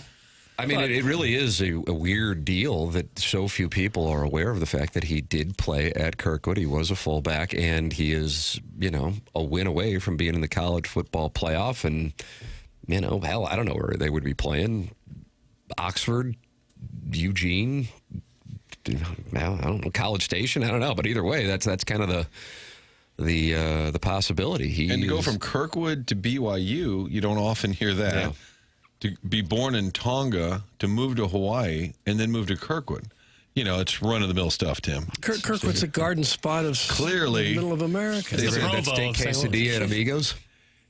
Some would pick, Malibu or something. Others pick Kirkwood. Clearly, he's like in Hawaii, and his family said, "How can we possibly top Hawaii?" And they said, Kirkwood. Yeah, it goes back to that steak I quesadilla texted at Alvin Amigos. Miller the other day because I said I'm going to do a little commentary about how one of the top coaches in the country. Nobody really claims. We claim everybody. Oh, he went to Vianney. Oh, he went to CBC. And we got this coach out here running around. But I think we were all suspicious that it was a Wikipedia myth. And Alvin Miller's like, oh, no, great family. My wife knows all of his sisters. And the whole story. I said, wow, that's our guy. But good for him. The more you know. Little rainbow. Yeah, that's right. So who the hell's going to be their coach? I mean, it's signing day today. Terry, promote Terry. Was I it think Terry they Smith? will. I think they'll At this act point? like that Well, was what the else? plan. Yeah, if you can claim continuity, which would be tough considering you fired James Franklin, but you could claim like in-house, like we believe in our guy, like this is we are. That's their motto. We are. You promote from within, and what other option do you have? And you buy yourself a year and say, well, we made a mistake. It's either that or Hugh Freeze. Hugh Freeze. God, can you imagine? Today would be a day I'd never forget if Penn State announced we are hiring Hugh Freeze. If you get it now as the coordinator, you got to really feel like you're about the 8th pick. I guess you wouldn't care. Yeah, for the money and the power that goes with it. Yeah. But it does have you believing more like if you didn't believe Drinkwitz was a potential Penn State candidate, because they're just throwing darts right now, they may have taken a run at just about everybody out there. And now I am of the opinion that he was. Yeah. But the throwing darts is like great for these coaches like Drinkwitz or Sure. Joey McGuire just got extended yesterday. Like if you are on the hot board or any, like if Brent McMurphy tweets out that like you're possibly a candidate somewhere, that is so great for you because either you might get that job or your school right now is going to pay you a ton in extension or up your buyout because you might be on the move. It's great. I would think if you're a coach and you got it going at BYU, and this goes for Ole Miss too, Lane Kiffin, if you've got a really solid program going where looks like you're going to even be in the playoffs and you're making $5 or $6 million a year, I don't know that a few million more a year is going to be worth it. Is it really going to change your lifestyle? Probably not. And if you got it going somewhere good and you like living there and the people you work with, I think it makes sense to stay put. Todd McShay, you may remember him of ESPN. He now has his own platform, and he theorized on his show that Jimmy Sexton, who is the most powerful agent for college coaches, and James Franklin was a client of his. McShay said, I mentioned James Franklin is a client of his, right? Well, it left a bad taste in the mouth of Jimmy Sexton. Not a good idea. And McShay went on to say that athletic directors often need to stay aligned with Sexton, given his influence, and that may not have happened here. He also referenced tensions surrounding Penn State's stadium debt, brand negotiations, and communication involving Kraft, the AD, Franklin, and outside stakeholder issues that he claims contributed to the breakdown in relationships. McShay believes this alleged feud explains why Penn State did not move quickly Sunday, while schools like LSU, Auburn, Arkansas, Florida, and Ole Miss all filled their vacancies. And one notable candidate, James Madison head coach Bob Chesney, was hired by UCLA on Monday, although that has not been signed. I don't know if they'll have the Alex Gorsuch situation there, where he was supposed to go to Arkansas and then wound up going to Auburn. But Chesney was a Sexton client, and there might have been a flight where Kraft was called mid-flight to go see Chesney, and Sexton told him, let's not do that. Chesney is going to UCLA. McShay compared Sexton's influence to that of Scott Boris's in baseball. But either way, here is Penn State, the third big school to fire their coach. We are including Virginia Tech and UCLA in that category, and they still do not have a coach on signing day. Chaos in Happy Valley, which leads me to believe that Eli Drinkwitz actually was in play for and not a Sexton guy, so it may have opened the door even more. Like if Penn State's reaching out, they're like, who can we get? Oh, that's a Sexton guy. Well, that's it. We better what about Drink? Oh, he's not a Sexton guy. Yeah, maybe he'll play ball, which again maybe moves him up on their list. I hate the fact that one guy wields this much power, but if you're Penn State, you got to do your show prep. You got to know what you're doing there, that you're going to burn that bridge. Yeah, I think they would be thrilled if they still had James Franklin in Happy Valley. But alas, they don't have a head coach right now where all the other gigs are filled. Jeremy Rutherford joins us every Wednesday, brought to you by Mark Hanna of Evergreen Wealth Strategies. And he is going to be in studio taking your two-part questions on the Blues. And Doug, he gave them a grade of F. That hurts. On the Athletics NHL report card. Guess who has an A+? Fine, I'll tell you. San Jose Sharks. No, San Jose Sharks. Colorado doesn't have an A+? No. The San Jose Sharks do, though. Edmonton Colorado's Oilers with a 19-1-6. That's not an A+? They have an A+. Yeah, I mean, when you lose one game, it's hard not to. Yeah, 1 out of 26. But the Blues have the F. Jeremy Rutherford giving us his answers to two-part questions. 314-399-9646. I would imagine Harrison's brother Master will have a Jordan Kyrou thought. That is coming up next. Brought to you by Mark Hanna of Evergreen Wealth Strategies. JR in studio next year on TMA 101 ESPN.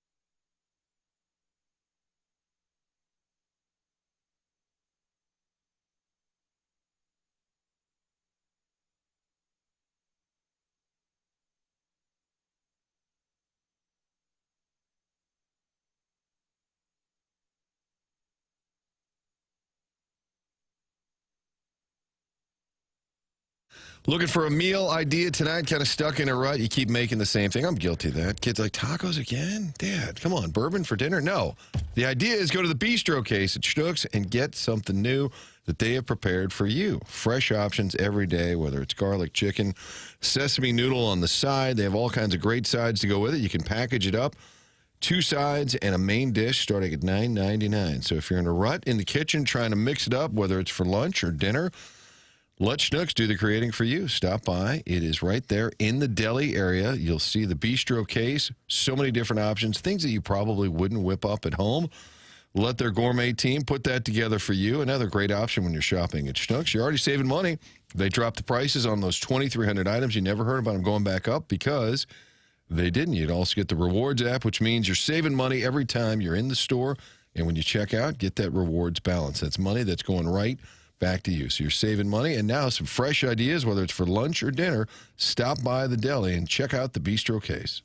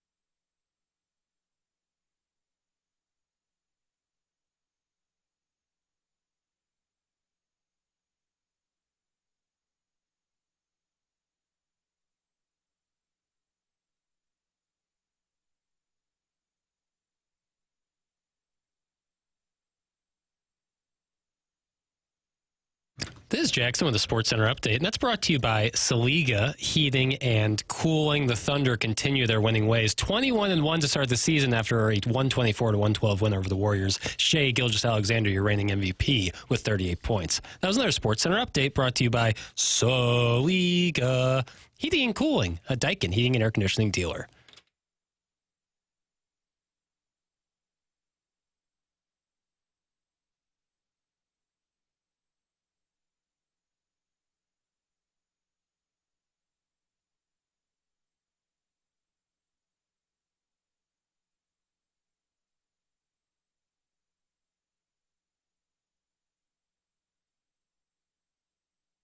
Welcome back. It is the morning after 101 ESPN. Fisher Window and Door Store, 8 o'clock hour. Tim McKernan, Doug Vaughn, Martin Kilcoyne with you.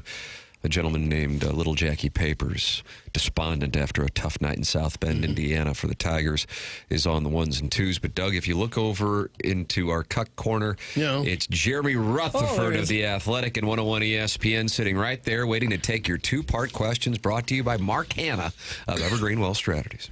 Hello, JR. Hello, and I shall not be associated with that corner. The Davenport. Oh.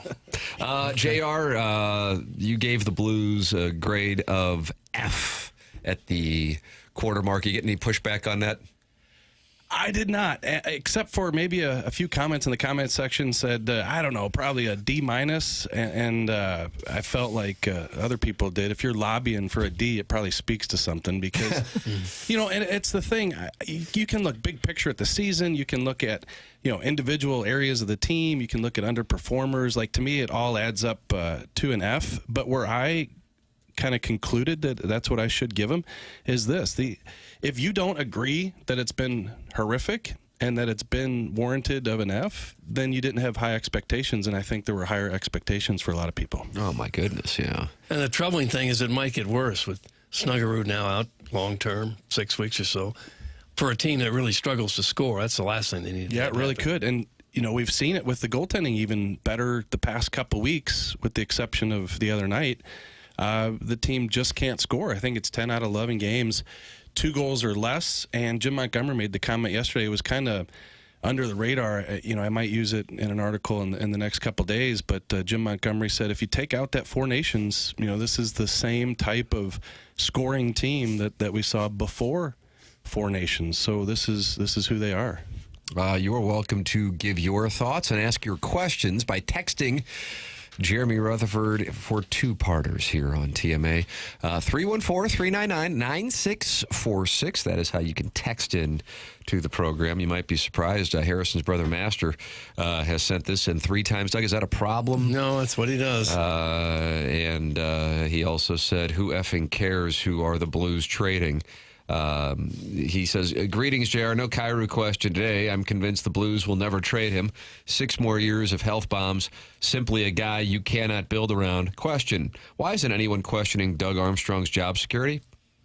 Well, first of all, I actually, I thought the Kyrou question was going to be coming. And how about this? Bill Guerin, the GM of the Minnesota Wild, in attendance watching that game a couple nights ago. And even though his job is to put together that U.S. Olympic team, and there were 3 players from the Anaheim Ducks that he's keeping an eye on, Minnesota has been one of the teams that has been connected to Kyrou with some interest in Kyrou. So not trying to connect those dots, saying that's why he was here to watch Jordan Kyrou, but that is one of the teams that has been mentioned. So in terms of situation Doug Armstrong, look, I don't know how more clear-cut it could be, is that it's already been set in stone how all this is going to work, and that's that Doug Armstrong is going to step down as GM after this upcoming season and hand the reins over to Alexander Steen. Now, granted, if the person's saying cut ties with Doug Armstrong, he's still going to be with the organization for the next 3 years as the president of hockey operations. At least that's what the contract says. Always some scuttlebutt about whether he would go somewhere else. Toronto is always mentioned. But Doug Armstrong will hand the team off to Alex Steen. Now, I guess a lot of people think if he's still there, how much say, of course, he's going to have a handle on Alex Steen and helping him out, get his feet wet as the GM. But he will be here, just not in that same role. You said Guerin was here to look at Olympic players. Blues figure to have many Olympic players? No, I think with Guerin, it's going to be the U.S. roster. Doug Armstrong obviously working with that Team Canada roster, but Guerin with the Americans, and the Blues just don't have any players in that conversation. But Anaheim did 3 of them. But that's for America. They have like other countries going to be represented on the Blues? A few of them. Yeah, so you'll have your Colton Prakos and perhaps Jordan Bennington's. Yeah. I know Robert Thomas is a guy that's been in the conversation. Broberg in Sweden. Broberg in Sweden. Yep, talked to him the other night about that. He said not thinking about it too much. Is that athlete speak when they tell you they're not thinking about the Olympics? Mm-hmm. New narrative. All these players are more focused on the Olympics. Nice. That's what sidetracked. Oh, is that what? There you go, Martin. There you go. So post Olympics, look for the bump. Yeah. So and especially with Alex Steen helping out with Team Sweden, you would think they'd be well aware of Philip Broberg. So that's a good call. Broberg has been our best player. Are you surprised or concerned that there is not any contract discussions? And second part, favorite fast food restaurant to take your wife to for your anniversary? That would be Arby's, but it was back in the day when they had the 5 for $5. You used to be able to get 5 of them. Now you can get like 1 Arby for like $5.15, but can't get the 5 of them like you used to.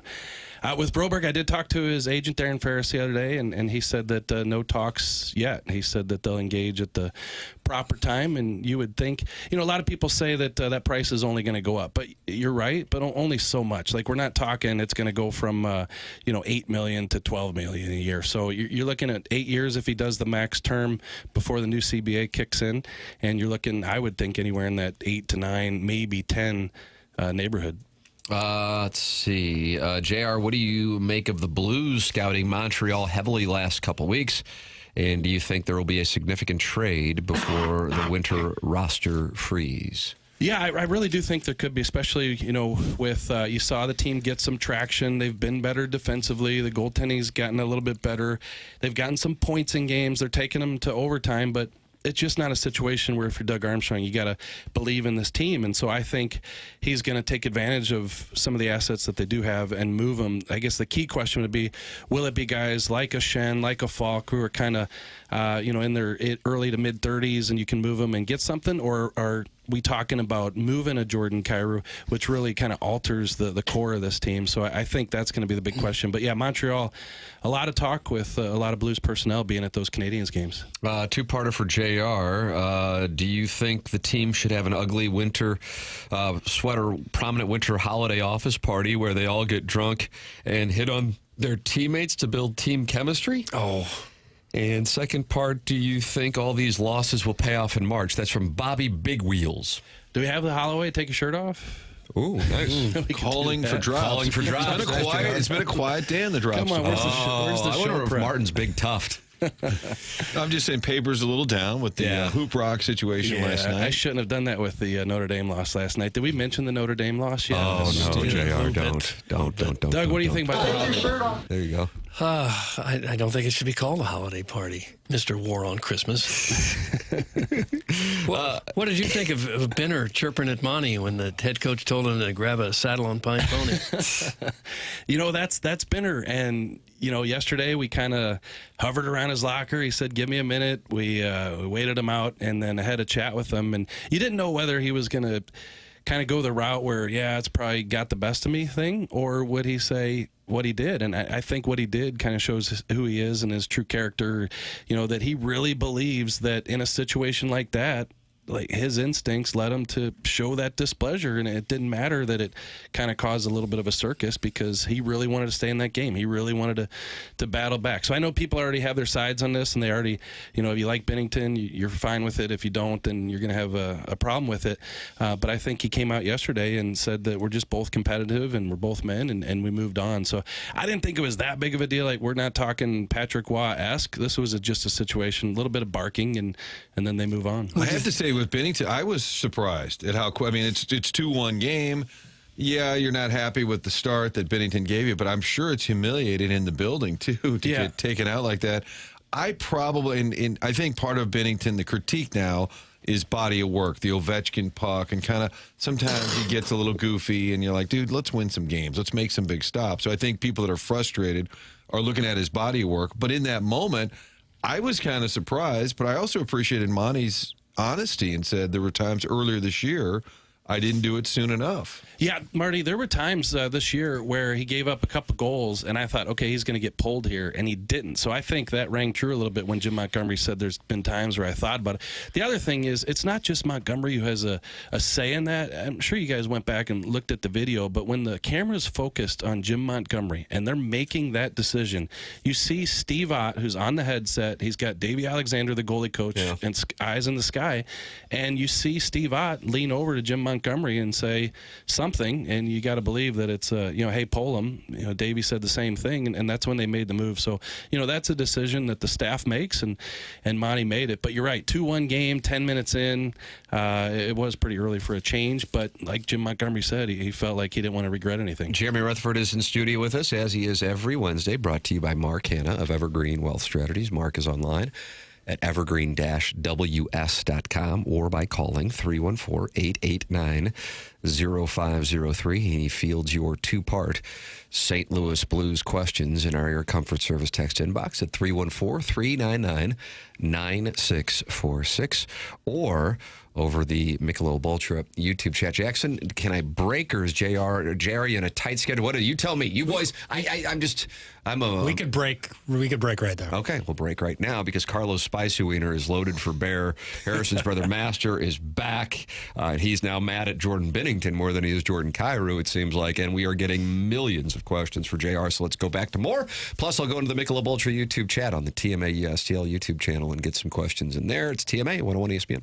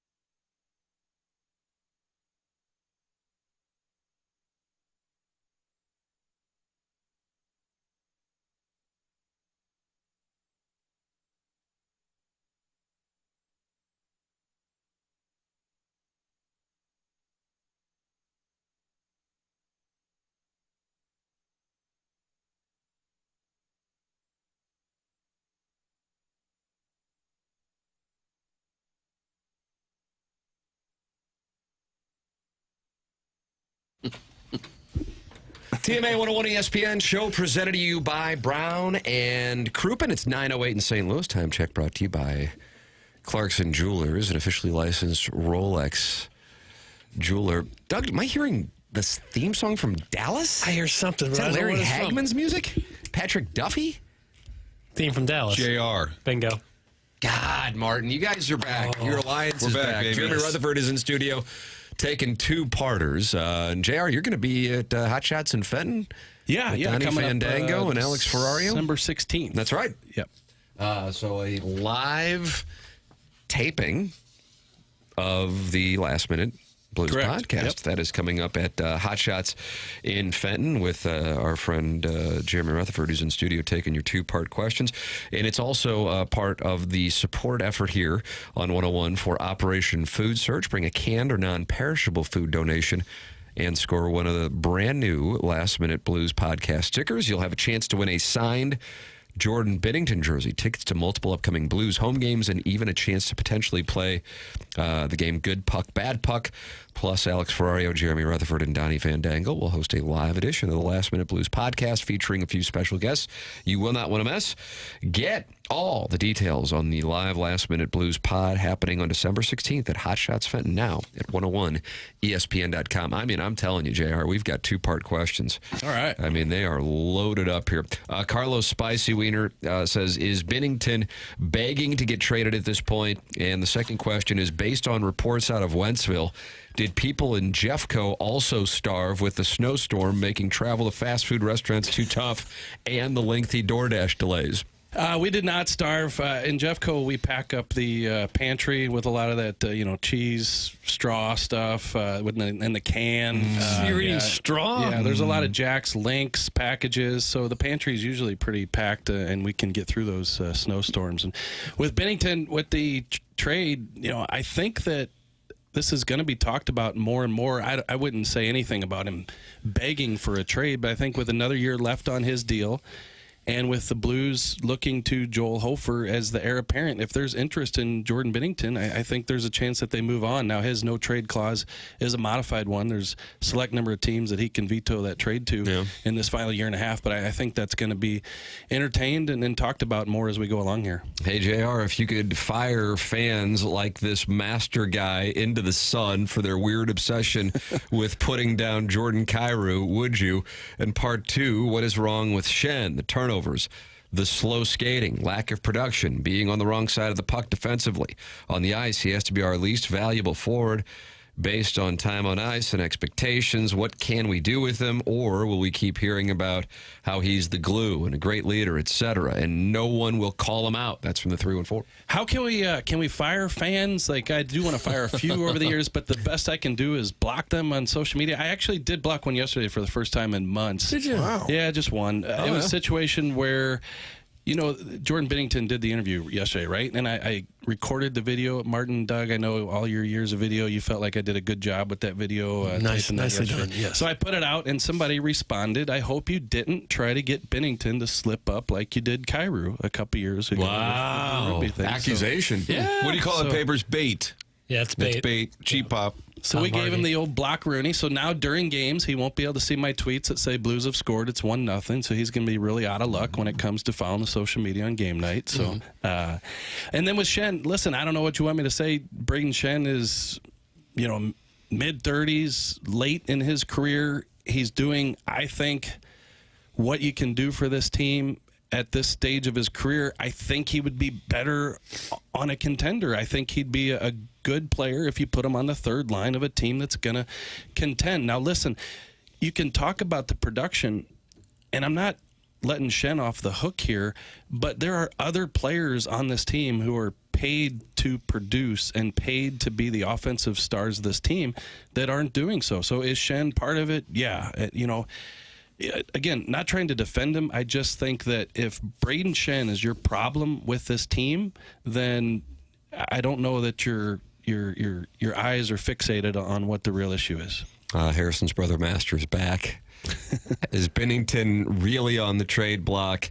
He's been the worst goalie in the league. What can you even get for him? Also, if you were single in St. Louis in 27 looking for love, would you only hang out with guys? That's from Harrison's brother Masters. What do you think, Doug? Jeez, that guy is brutal. That's a hard no. Papers on a Monday night with his buddies went to O.B. Clark's. Hanging with the boys. I'm like, it's a Monday night. That's what you're supposed to be doing. That guy's a special kind of suck. Yeah, that guy's a special kind of suck. You want to fire him into the sun? Lucky. No, I want everyone to live and prosper. So that way you can expose yourself as an ass. Right, yeah. But you don't ever. That's why I won't change his name. So talking about firing people, don't you have that power there, Jax, to be able to fire this guy? Can he continue to send the texts in? Don't you have some power over that? Doug's pro block. I don't block. Doug suspends and gives tariffs out, and then like the next day we're reading the person's text all as if it didn't happen. Much like the Missouri Tigers closeouts, I don't block. How about that?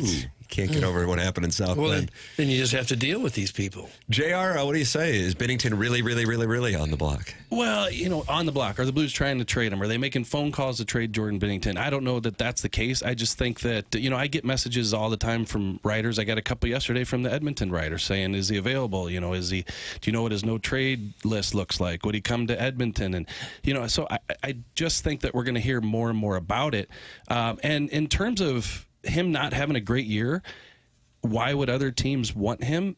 Because he's that type of big game goalie that if you put him on a team with a defense that's playing a lot better than the Blues defense, and you put him in these big games, who's to say that he can't come through and play like he has in those types of games? So I do think there's going to be interest, but I will say this, we've said this for a couple years now, teams, fan bases will be surprised by the lack of return that you get for a guy, even a successful top-notch goalie in his late 20s, early 30s. So what are you going to get for Jordan Bennington?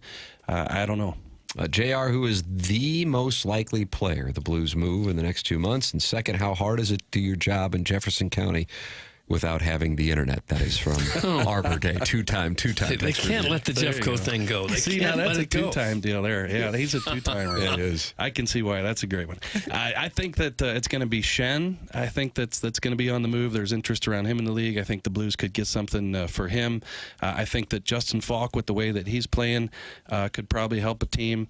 And also, I think we could circle back to Bennington. So I think there's going to be 2 or 3 guys that we're talking about as we get closer to that trade deadline.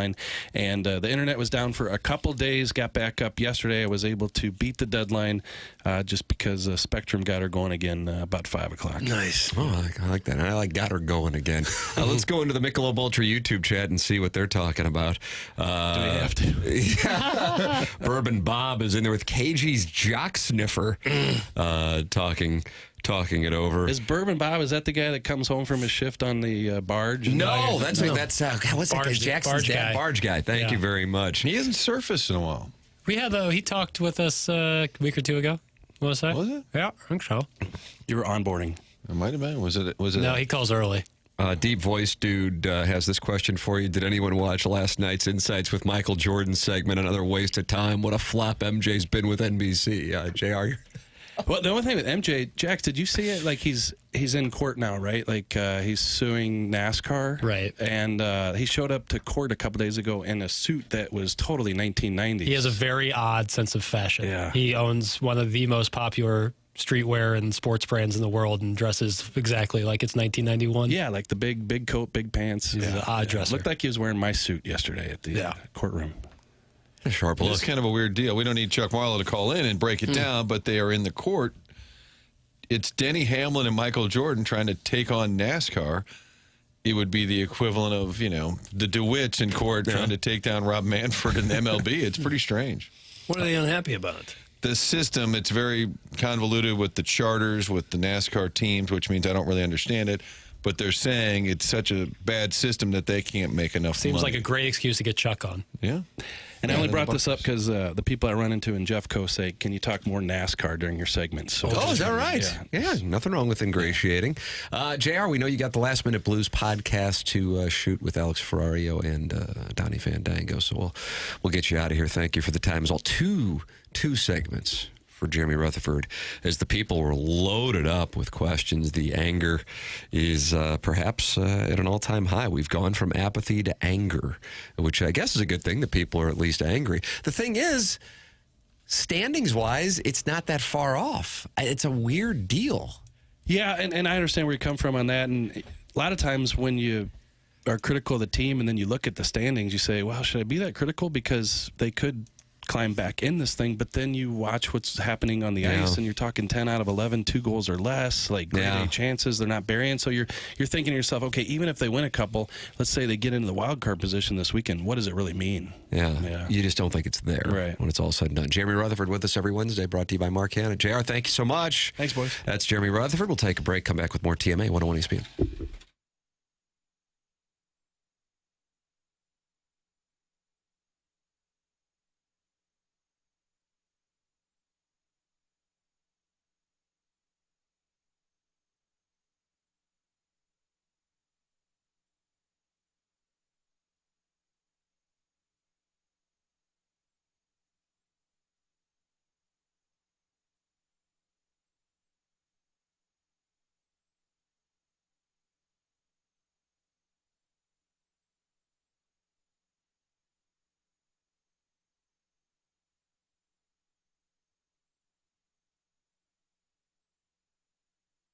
Universal Windows Direct has a wonderful couple of offers for TMA listeners. Take a listen to this. Now, of course, it is cold. We've had a lot of snow already. Holidays are going to be expensive. You know, you got the heating bills, and you're in the blah season. And that is exactly why Universal Windows Direct is helping homeowners beat the winter blues with a deal that's all about comfort, savings, and something to look forward to. Right now, when you buy 2 windows, you get 2 free with no limit.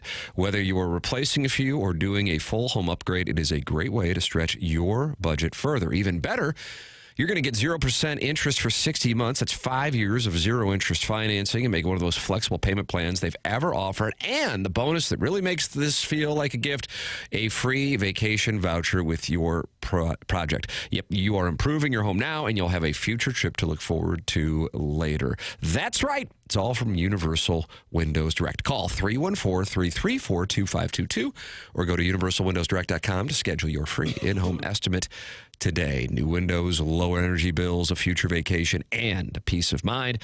That's how you beat the winter blues. And like me, you'll be saying, I love my windows.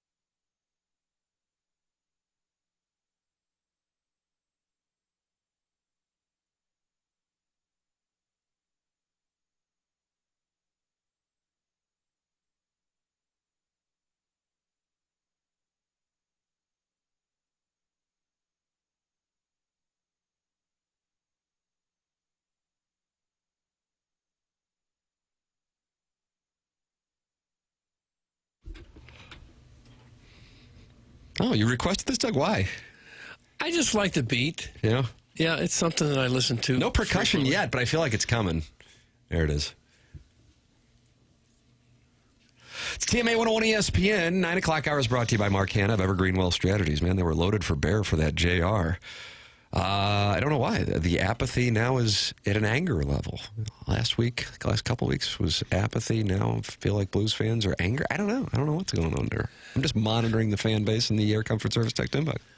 Tim, a moment of clarity, if you got to do it. Papers, you have time for a moment of clarity? I always do. Okay, we were discussing Jimmy Sexton, the whole Penn State fallout with James Franklin, and then we were theorizing that maybe it's why they reached out to Drinkwitz. I got a couple of texts to my phone and then to the text line that said Drink is with Sexton.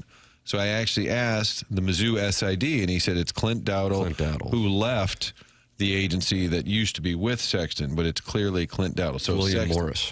Clint Dowdle is not, or is the Drinkwitz agent. Jimmy Sexton is now. A lot of people had texted that. So just a Saying moment. that he was a Sexton guy? Yeah. Oh, no. People That texted is a me. misnomer, and I don't know what that's about. And I just saw a list the other day, and it was all of the SEC people that were with Sexton, and it's not Drinkwitz.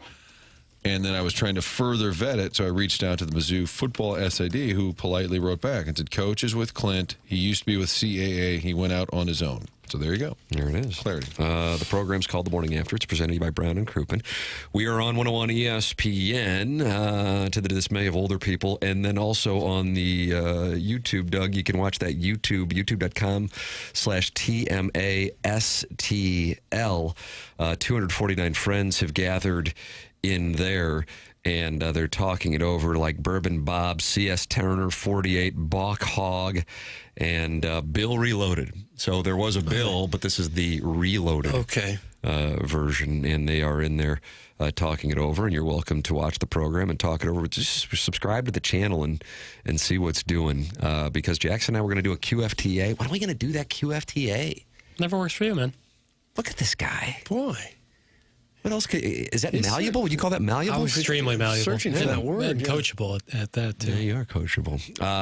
Today probably wouldn't be a good day, though, because you're upset about the loss in South Yeah, I'm Bend. down. I'm a beaten man. You can't get over this? What's up? What's up? That's my favorite. You can't get over this? This loss? I'll be all right. Like I said, you can lose. You can't lose games in the NFL and still win, but you can lose games in college basketball and still win. Yeah. Billikens did win. Missouri lost. And they are on the outside looking in of the Ken Pom schedule ratings, Doug. Going into last night, their schedule was ranked 364th of 365. That's right. It's a problem. That's right. Tim, friend of the show, Chris May, texted in during our Billiken discussion and said their net ranking went up to 35 today, making progress. So the net There you ranking. go. That's great. That is a good basketball team. Yep. I'm not saying that Missouri's not, Illinois is not. I'm just saying St. Louis University not being a part of the Big Ten or SEC has a real uphill climb, and that's why that buzzer beater against Stanford was a gut punch, as Josh Curt said. But to his credit, I was wondering how they would respond. I figured they had a few days off to hang out in Southern California, and they put it on Loyola Marymount in front of, what would you say, 300, 400 people? Well, that's a pretty good crowd. It's a pretty good gathering. Yeah. More people at the St. Gabriel 7th grade tournament. When's that finals. start? I got my PSLs, I think, March. For grade school basketball? Yeah. PSLs. Yeah.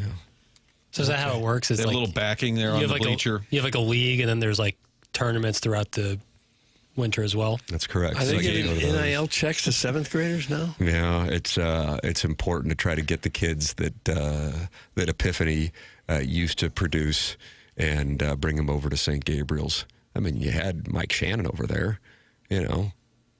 back in the day. Epiphany, a breeding ground of star basketball players, kind of like light-hitting middle infielders from San Pedro de Macorís. Right. So now that NIL fund at St. Gabriel's is really starting to churn. This was in 10-1, which would mean Martin would miss it, but I need Martin's commentary on it. Jackson, I enjoy seeing this in the Stiefel dossier, and it's something that is something that I need some opinions on.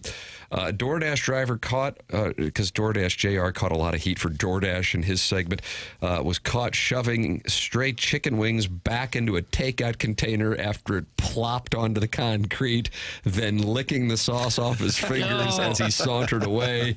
all without warning the customers. The disgusted Florida customer, Doug, I don't know if you know her name's Trina Brown. Sure, Brownsy. Shared the damning Ring camera footage with WJXT television shortly after their delivery driver horror story at their home on Sunday. So there is video of it taking place. The chicken wings fall on the ground. The driver licks his fingers, puts them back in the box, and then delivers them. According to the article in the New York Post, the driver tries to shimmy the stack of food out of his DoorDash branded insulated bag, but a container of boneless wings topples to the ground. Are boneless wings the same as tenders? Go. They're really just Pretty chicken much. nuggets. They're just sauced chicken nuggets. And not really chicken either, right? Smashed chicken together. Oh, it's like rib meat. Yeah, the video is really, really funny because he slowly takes it out, and the wings are the only thing to fall, and they fall face first onto the ground. Does it surprise you that he picked them up? And then he picks him up, licks his fingers, and then there's a little sauce on the ground, so to make sure no one would know, he like stamps his foot on the sauce to scrape off the sauce. The cover-up's always worse than the crime. But the ring cam, like you can see ring cameras, they're pretty big. So if you see that happen, you just got to be like, hey, you got to look into the ring camera and say, I'm so sorry. If you want, I can leave these here. That's awful. I'll put it there. You got to like do something. The ring camera's huge. Like you got to see that. But does it surprise you that things like that happen? No, because if you're having someone deliver food to you, you take your chances. Yeah, agreed. So you do not get like pizza delivered? Pizza's about the only thing. Even then, I'd rather go get it. I agree. I don't trust people. I never get anything delivered ever. And your age group, age group lives on I know. I'd never understand. A, I like driving, but B, like I just can't fathom paying because DoorDash, all those places, they charge you. Like the delivery fee That's a hit, baby. It's no joke, and then you absolutely should tip. So you like to add an extra. Even if it's just like $8 or $9, I can't. That's another meal in my mind. Yeah. And I got to tell you, it's everywhere now. The DoorDash, the Uber Eats. I went into that Dave's Hot Chicken in DePere yesterday. The kids Now, I want to try that. Kids wanted to try I love it out. Chuck's, Martin. And I've Chuck's not Hot been to Chicken. Chuck's. I need to go to Chuck's, but I'm standing in line. I've got my little ticket number, and I'm the only customer within a 10, 15-minute window that had gone to the register, purchased something, and had a ticket waiting for. But there are 4 or 5 people that walk in standing next to me. They're all waiting for delivery. They're all DoorDash. They're all Uber. You know, it's weird, the model. And I think a lot of it is younger people like you, Papers, that are doing it that way. And then you look at the pricing, like, wow, you're adding. It's crazy. I've never, just throwing money away for, I guess, especially if it's cold maybe or roads are hazardous, but it's become such a popular So the thing. other night, like when it was really freezing, that was the only time I've ever even like fathomed it. And then You've never had food delivered? I've never used DoorDash or I haven't either. Or Uber Eats, or I've never used those services. I used to work for Postmates in college. Oh, wow. But did you ever lick your fingers after eating food off the floor? He did. I'm already telling you, something happened. There was a facial reaction that came off involuntarily when you asked the question. I think I've told the story before, but I'll say I did the last delivery I made because after this I decided to shut it down. Was some Chinese restaurant. There was this fish dish that was full. It was like extra fish sauce with it, and it was oozing out of the bag. And it was in Colombia. There's not many long drives, but this was like a 20-minute drive to this place, and it smelled so bad. I mean, it was the worst smelling dish of all time. I was basically driving with my head out the window. It smelled so bad, and the guy tipped me $1, and I said, I'm done. That's it. I bet if you're in the business, if you're one of the drivers, you're not very likely to order and have someone deliver you your food. After the things that you would see and you've been through. I mean, and I only did it for like a month, but like 95% of the time, it's you just pick up the food, take it to the person, drop it off, and they seal up the bag so that you can't sneak a fry or take a sip of the soda pop. Oh, but the soda pop. I'm sure it happens. If you can imagine it, it's probably happened. Of course, it happens at restaurants. I was going to say, if you go to a fast food restaurant and you sit down or go to the drive-thru, there's also a concern what may or may not have taken place. Some restaurants are careful about which ones they use because if they're using a bad service, reflection on them. That's right. correct. You're exactly right. Fun fact, guys: Grubhub Premium is free if you're an Amazon Prime member. Is that right? That's from Average Size Shabangas. Okay. Was it B cup? Yeah, that's great to hear. That's interesting. I like deals. Like someone I'm not opposed to. I don't have like a moral obligation to getting food delivered to me. It's just really expensive.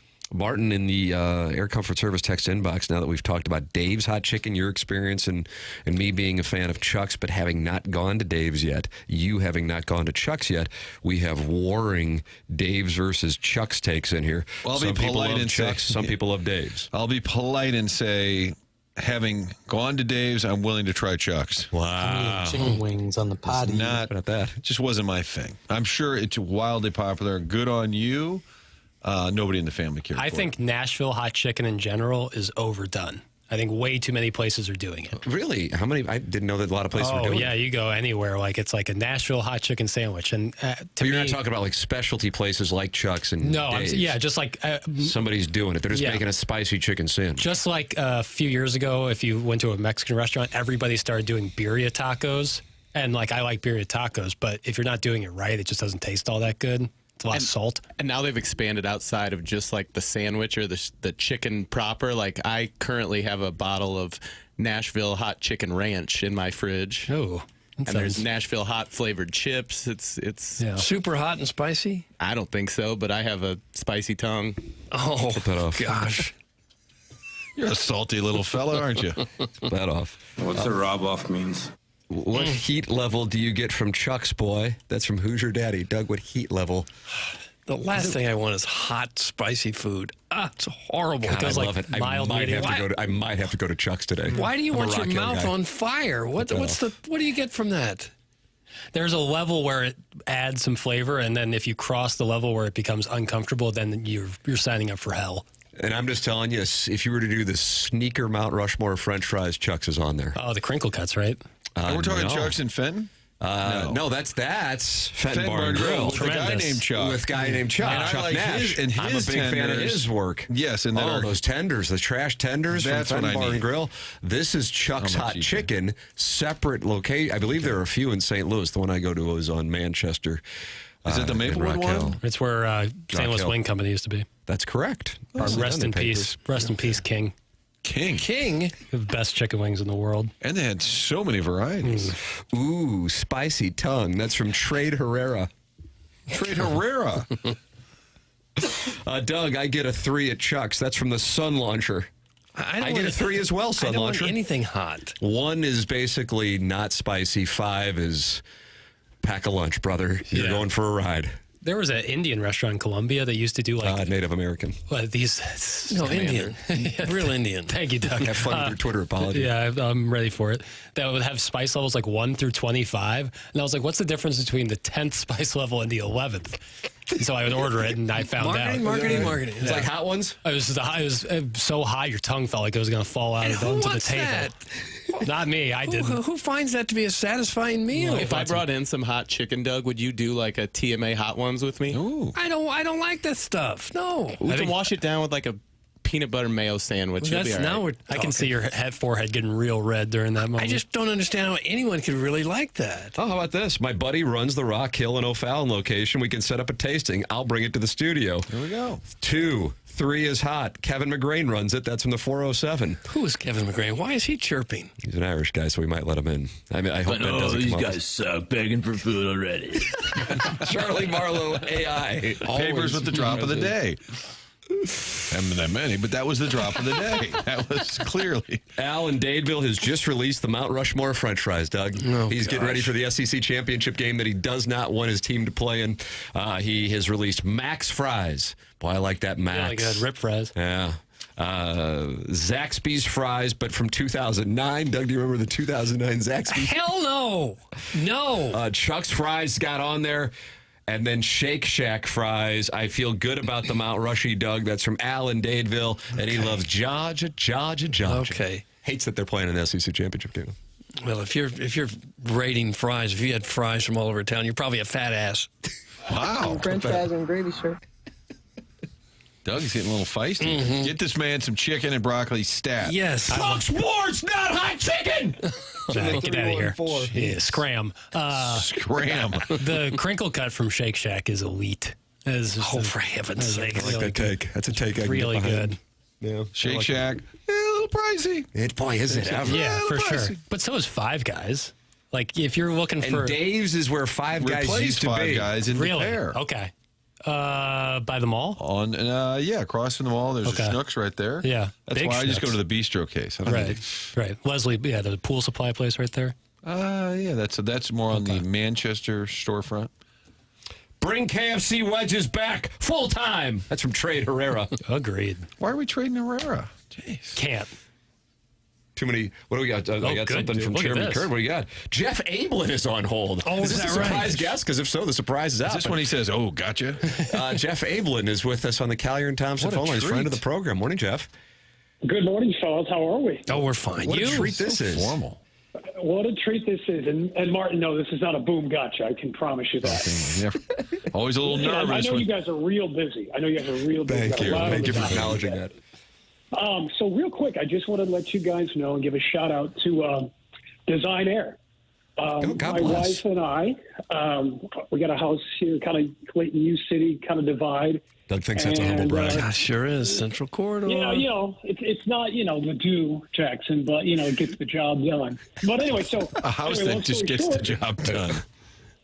we're looking to, just kind of take care of some stuff and, get everything going for the winter and whatnot. And Tim, as you always say, it's about supporting the sponsors, Amen. and that is the name of the game. And so anyway, long story short, Too late. we get in touch with Design Air. They come out yesterday to take a look at the furnace and fine tune everything.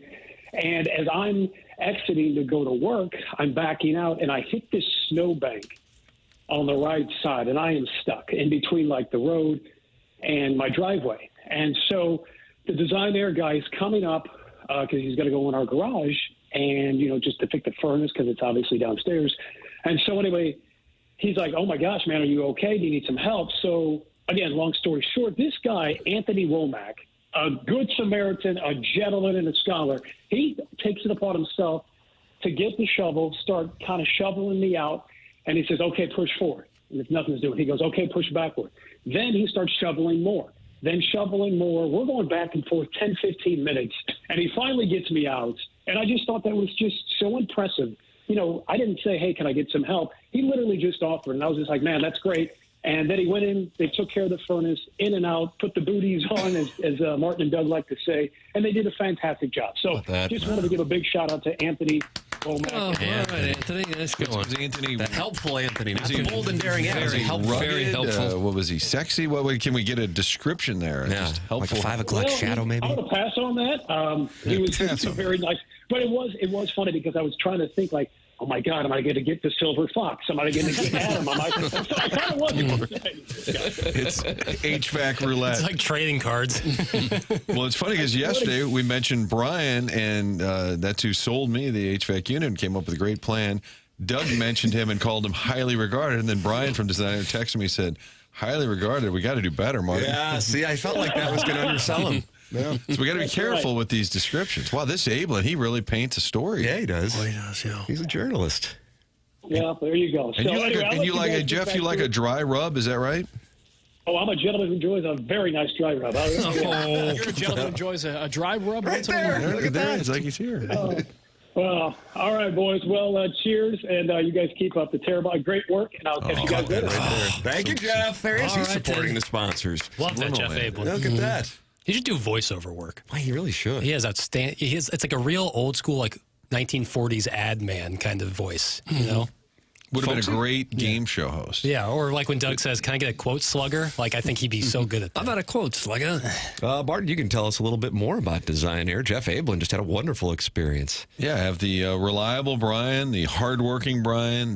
Come on, he was dashing. Came out, put the bid together. We worked together on what model made sense, and then he followed through when the team was out there the day of the installation. And I'll tell you, we do talk a lot about sports, on occasion, I should say, and about great teams and what makes a good team, the chemistry. And you can just tell from Design Air, from Seth all the way down, everybody that's working there enjoys working for the company. It's part of their dedication to getting it right. You can just tell that they're happy employees. That's such a key factor, especially these days, finding a great team. And that's what Design Air is all about. We're super pleased with the HVAC unit they installed, especially as cold as it's been. Now things are running perfectly thanks to Design Air. You can find out more online, set up an appointment, maybe a tune-up. Never hurts during the winter season to have them come out. Just do a little checkup, a little tune-up. Sometimes it could be a filter gone bad. Maybe there's some kind of vent issue you're not even aware of. Have the great team from Design Air come out. Get online. It's designairservice.com. There it is. Design Air sponsor the email of the day, which is coming your way in about an hour. Send yours in the morning after at InsideSTL.com, giving away tickets to Guns N' Roses as our prize for the Design Air heating and cooling email of the day. Those tickets go on sale Friday at 10 a.m. You can learn more at 101ESPN.com. The concert August 16th at Busch Stadium.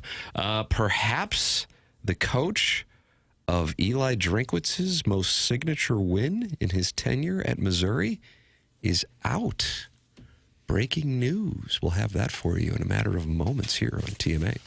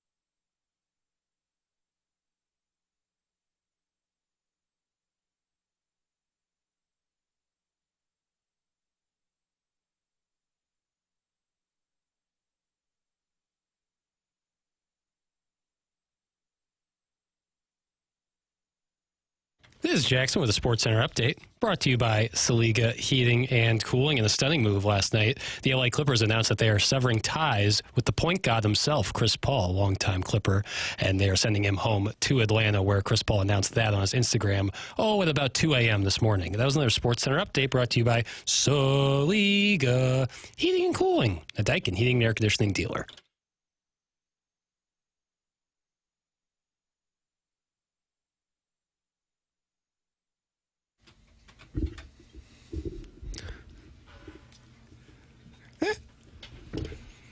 Was this Dexter Fowler's walk-up in 2016? I don't know. I played it too late. Tim. He says chicken wings and fries. We don't go on dates. Yeah.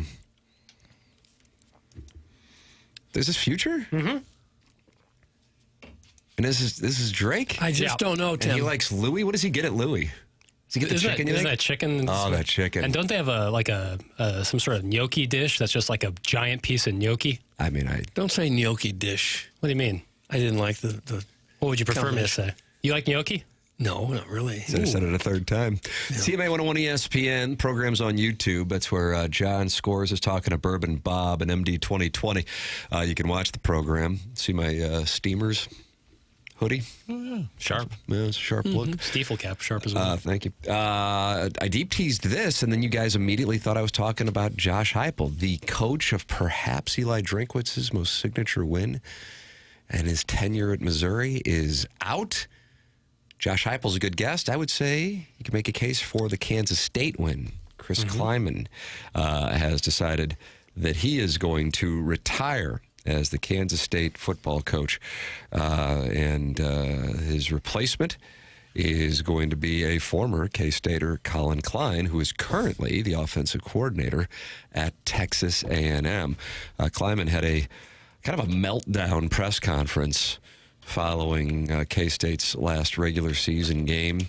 And so he is stepping down, another retirement at the age of 58. It's Mike Schilt's age, Martin. Was I right on this? Is he 58, 56? He's right. A little younger, 57 maybe. So he had been the head coach for the last 7 seasons in Manhattan. They had won 8 or more games 5 times and made a bowl game in 6 of 7 seasons. He won 4 national titles at North Dakota State in 5 seasons. Klein is only 36, and he's currently the offensive coordinator at Texas A&M, and he is a K-State god. He was their quarterback in the Big 12. So he's a Heisman Trophy runner-up that year in 2012.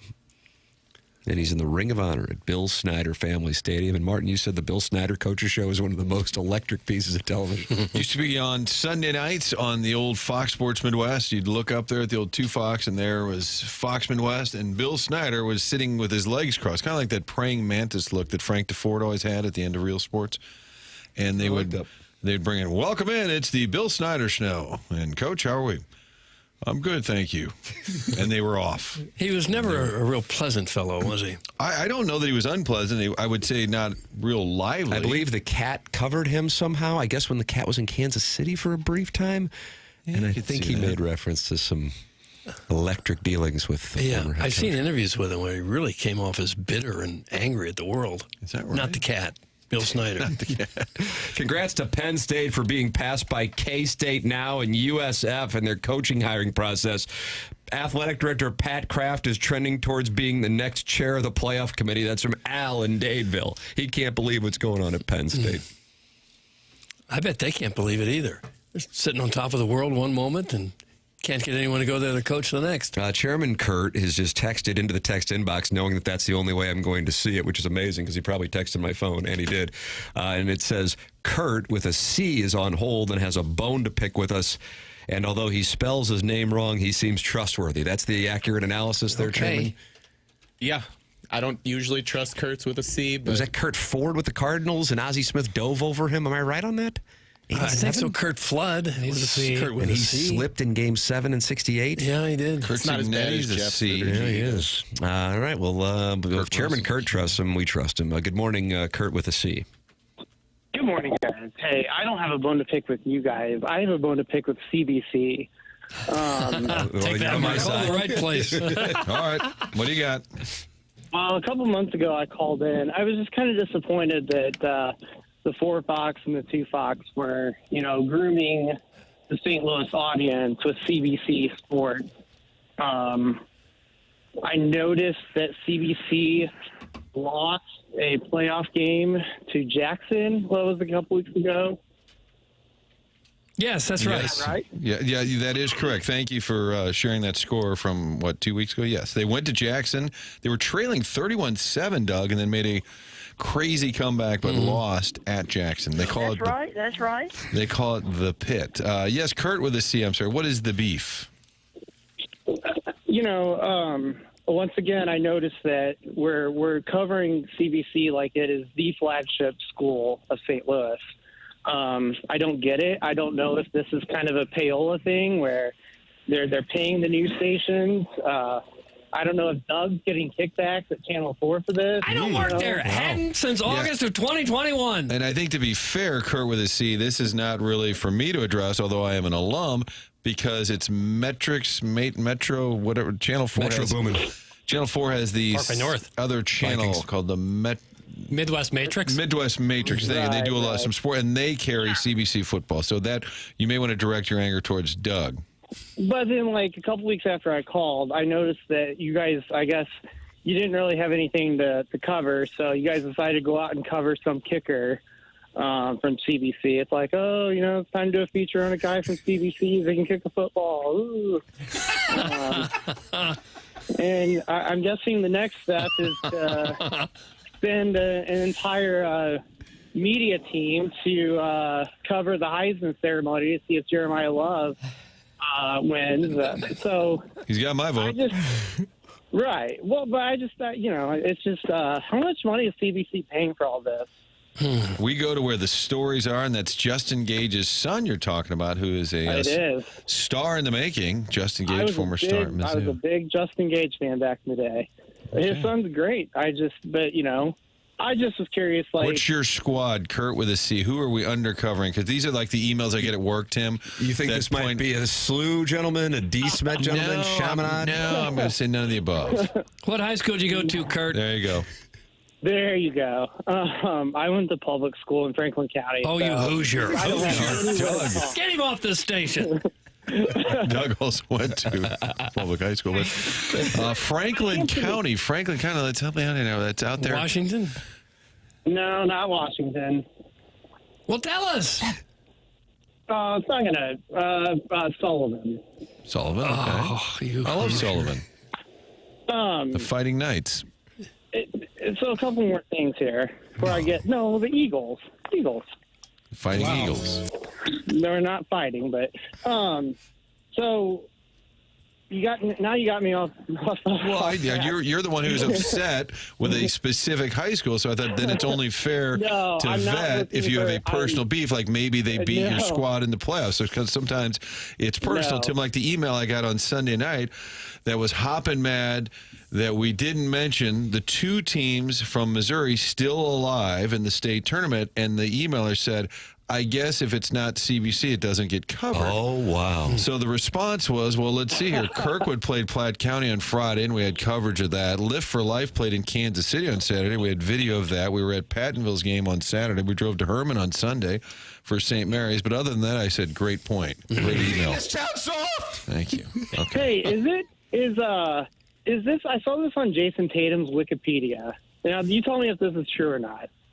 Is it true that he was going to go to CBC, but his mom didn't think that he would get a very good education there, so she sent him to Chaminade? Well, this is my kind of caller. So now we're getting material that would be from a guy who went to SLU or Chaminade, but actually didn't. But is that true? Is that a true story? His dad coached there. That is correct. But, he was all like, hey, I want to go be a cadet or whatever, it's Spartan or whatever it's called. And his mom's like, no. Spartan, whatever. We aim higher in this family. Well, we'll have to get Mrs. Tatum on. That's according to Wikipedia. Tatum wanted to play under his father, the head basketball coach at CBC, but his mother preferred Chaminade, so Tatum would still work hard on academics. Ow! Boy, that's got a sting. Is Chaminade considered that much higher academically than CBC?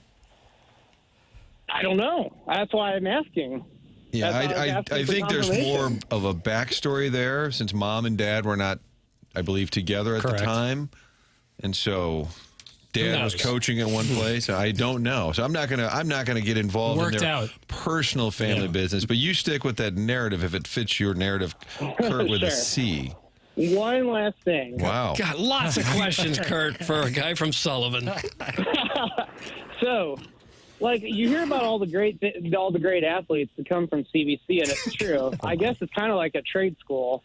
So, who is like the most important like academic figure to come out of CBC? Like somebody who's done something important in science, business, Bommeritos, maybe other than sports. Oh, selling cars. Okay. Does that count?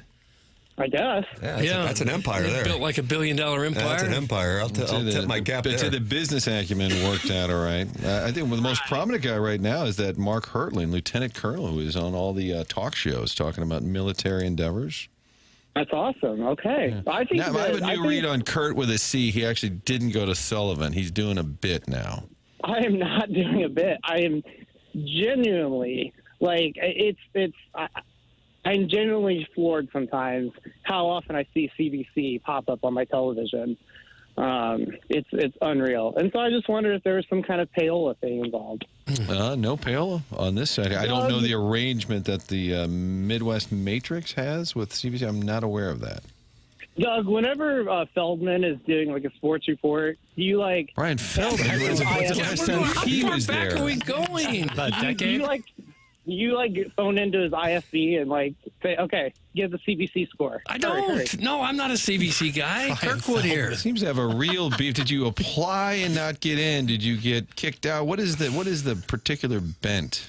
I live nowhere close to CBC. Could never have gone there. But like I said, what's going on now in the background? Gerbil squealing. It looks like a propane truck is going by me. Okay, yeah, it's some you are out in the woods. All right. Wow. But anyway, thanks for the call, guys. I appreciate it. Love the show. Okay, thank you. That's Curt. Get that septic tank cleaned out. Curt is cheering on Curt with a C. You can just stop the vote. He wins December. He was the December listener of the month. Wow. Seem to be really bothered by all things CBC. Their games were on Midwest Matrix, which does all the Mizzou stuff as well. There probably are other people who share that opinion, why CBC gets so much attention. Well, the football team's been largely good, but last year there was way more DeSmet coverage because they were better. This guy's the best caller since Caller Adam. That's from Peter Gozinia, Doug. Caller Adam, I know, is your favorite. No. I am all for reminders about CBC grads' place in the St. Louis hierarchy, but if you went to Sullivan, there's a 95% chance you're ringing up the CBC grads' big Gulf fountain drinks on their way to that day's ditch digging job. That's from Carlos Spicy. So everybody took a hit. When we were playing CBC once in basketball, imagine I was sitting on the bench, and for whatever reason, we were right by the CBC student section. And they just start making fun of me and grilling me right on the bench. I was like, I'm not even playing. What the hell did I do? They're a nice hair, idiot. I was like, oh my god. So you have a personal beef? No, I fed Curt with a lot of good people I know. A lot of good people I know from CBC. The guy that created the comic strip Mother Goose and Grimm. That's Pulitzer Prize winner. Mike Peters, who went to grade school with my mom at Mary Queen of Peace. How about that? I'm Mike Peters, yeah, he's a great famous alumnus. Where are these Hoosiers calling from that propane tanks are just loudly driving by? Good Lord, these Festuses. That's from the Crestwood Coyote.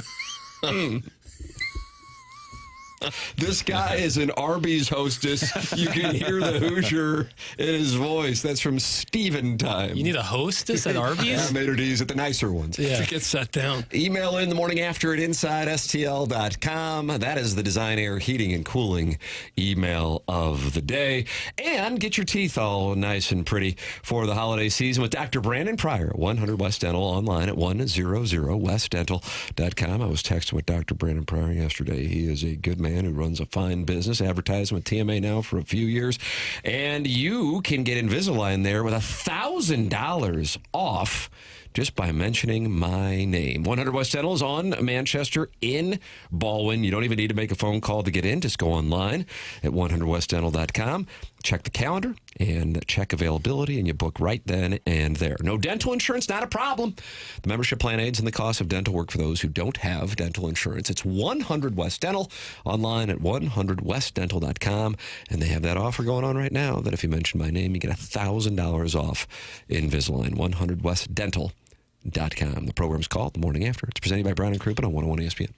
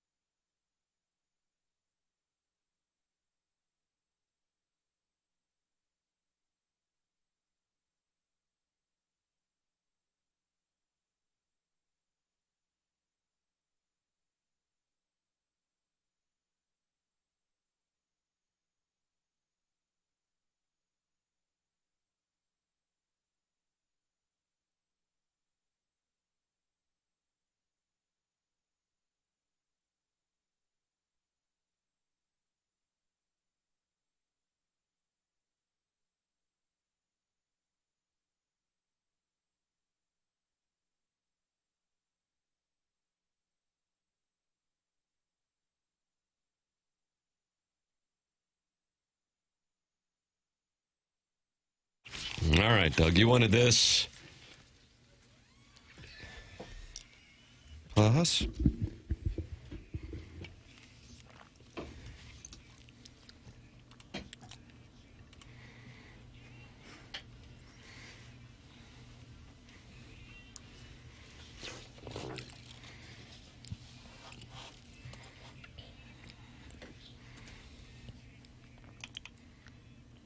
Oh, nice. I see what he did. What, a there. Grammy? Nominated. I don't believe so, but TMA 101 ESPN. You can watch it on YouTube. There's a TMA STL channel. And at some point, little Jackie Papers and I are going to do a QFTA this week. So you can send in questions, preferably erotic stories, but we'll take questions. T. McKernan at InsideSTL.com and hold us accountable. I mean, really get into it. It doesn't have to be sports related at all. And we'll do that. Man, what do we do? Maybe tomorrow? Sure. Got the Hubbard holiday party tomorrow at 3. Kind of work out. Yeah, that'll be good. No reason to go home and then go out to it. You might as well stick around. There you go. So that means we'll do a 4-hour QFTA? 3.5. Yeah. Nice. So we do 4 hours of TMA, 4 hours QFTA, and then we go out and we have ourselves a little nip of the cooking, Sherry. Yeah, and then we do a walk and talk right after that. Ooh. Yeah. Yep. Just figure it out. You ever do a walk and talk, Doug, for your socials? Yeah. When it's 24 degrees outside. Just strolling down the sidewalk, spitting hot takes. And that's what Bill Simmons popularized? Yeah, I don't know if he popularized it, but he certainly loves doing it. In Entourage, they would always have walk and talk, so it was like their big thing. It's always walking and talking, which are apparently hard to shoot. Talking about what? Well, that's a television show, it's scripted, but Bill Simmons will do it. We'll just start giving like NBA trade takes while walking. For heaven's sakes. No, I haven't done that, but maybe I should start. Like people do like the walking bet. I've heard that's a popular thing. Like giving out a couple of picks while walking. For a while on TV, the consultants would tell us, have movement in your stand-ups, which is like a walk and talk, I guess. I remember that. You couldn't just stand there for 10 seconds and so like what, you would something. Stroll back and forth to the news desk? You had to be walking or pointing at something. And back here behind me, you see the it was courthouse. on my resume reel that landed me. I hope it doesn't come off as a humble brag, my job in Little Rock. Yeah, that's probably like when Abelin brought up this house in Clayton. Right. And I was interning, Doug, for the great Rich Gould, who said, if you come in here again wearing a tie that's as big as my prostate, I'll kick you right on out. Oh. Yeah, he thought the knot was too big. Was it really? Well, I mean, I don't know what his prostate is, but he said it was voluminous. Oh. And I brought in my resume reel, and it had a walk and talk at the old Hearn Center, Jackson. I think it was at a Missouri-Nebraska game. Was that Danny Nee? I don't know who it was. And Rich goes, "No, look at Junior with the walk and talk." Yep. Well, that got me to Arkansas. Did it really? Any other questions? Was that before or after you got relegated to be, like, could you do my walk and talks when you got relegated to the sports office to your Tough spot. I broadcast? wasn't allowed to be on air because the general manager thought I was making subtle references to self-pleasure in my sportscast. Oh. And then you get hit with the prostate thing with the tie. The prostate thing preceded the self-pleasure subconscious references. You can't just look at a man and tell what size his prostate is, can you? Clip that off. I like that market president John Kioski was walking right by. I hope you heard that one. Gosh, darn it, my prostate. I mean, if you're heavy set, does that mean it's bigger? Maybe we should do that. Like, we'll have like 8 guys come in, and then you guess the size. You'll be like, oh, golf How ball. are we going to know for sure? Well, they'll tell it. They'll have a scan of some sort. I see. Caller Curt's attacks on CBC have led to a response that I believe is serious from what I would gather is a CBC alum. Boy, we're in the crosshairs, Doug. You're a pioneer. I'm a junior Billiken. Right. Jackson's Horton Watkins. He looks down on us both. Yeah. I'm surprised someone from Sullivan can even spell CBC. I hate to pile on, but Kenny G is stopping by CBC this morning to talk to the band players. And how about Tony Novelli, the oil company executive who donated all the property CBC is currently sitting on? And Mark Hertling is a 3-star general, not a lieutenant colonel, was the captain of the water polo team at West Point. Unfortunately for Sullivan, CBC was in the state finals 7 of the last 10 years and 15 of the last 10. Oh, no. Oh, that math doesn't work. That's going to... I, for one, think they've got a pretty good thing going. Oh, sick.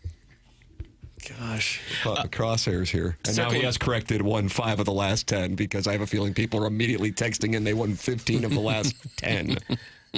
Circling back to the prostate thing, Doug. Yeah. It says that factors like obesity, lack of exercise, and erectile dysfunction can increase your risk of your prostate enlarging. Oh, really? Keep that in mind when you're picking the prostate. Oh.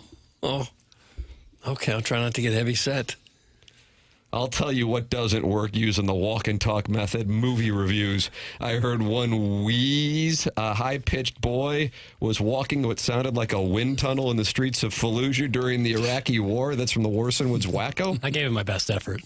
I thought that'd be a good bit. Just by walking? I wasn't wheezing. By the end of it, I was walking uphill back towards my home, and I've been walking for like a good 45 minutes. And uphill, I was maybe a little out of breath while trying to spit some takes. And no, it didn't go great, but I thought it was a nice kinetic podcast. Don't say kinetic podcast. What does that mean? I don't know what that means. I mean, a guy your age can walk for 45 minutes without being worn out. I wasn't worn out. Well, why were you wheezing so badly? I was talking the whole time. So, like when you're going uphill and talking the whole time, you might sound a little out of breath. I wasn't like huffing and puffing. Like I could barely get words out. All right. Yeah, I'm concerned. I'll put my stamina up against the next guy whenever you want. If you want to put your stamina on the line, you can go to 5 Iron Golf and do so in Ball Strike. 13 TrackMan simulators for you at 5 Iron Golf in Clayton on Forsyth. They have iconic courses, including Pebble Beach, St. Andrews, and Bethpage Black. 5 Iron Golf in Clayton has 200 world-class courses. Rain or shine, no dress code, just golf. I love it at 5 Iron Golf. I've taken my family there. They have a restaurant. They have a bar. And it is a perfect place to practice, relax, or hang out for social events. Great place for a holiday party as well. They have memberships, and that includes your free golf every day, discounts on food, drinks, lessons, leagues, and even club fitting. It's only $169 per month. It is well worth it if you want to make sure you can play during the cold weather months and practice when the weather warms up. 5irongolf.com, located at 8015 Forsyth Boulevard from 6 a.m. to midnight. Perfect spot. Great place for TMA listeners who love the game. You can play, you can practice, you can just hang out and have libations. 5 Iron Golf. We have the Design Air Heating and Cooling email today coming up at approximately 10:45, in which we are going to give away 2 tickets to Guns N' Roses. Those tickets going on sale Friday at 10 a.m. Learn more at 101ESPN.com. The concert is August 16th. At Busch Stadium, and it is the Design Air Heating and Cooling email of the day, the morning after at InsideSTL.com. This is the morning after, presented to you by Brown and Crouppen on 101 ESPN.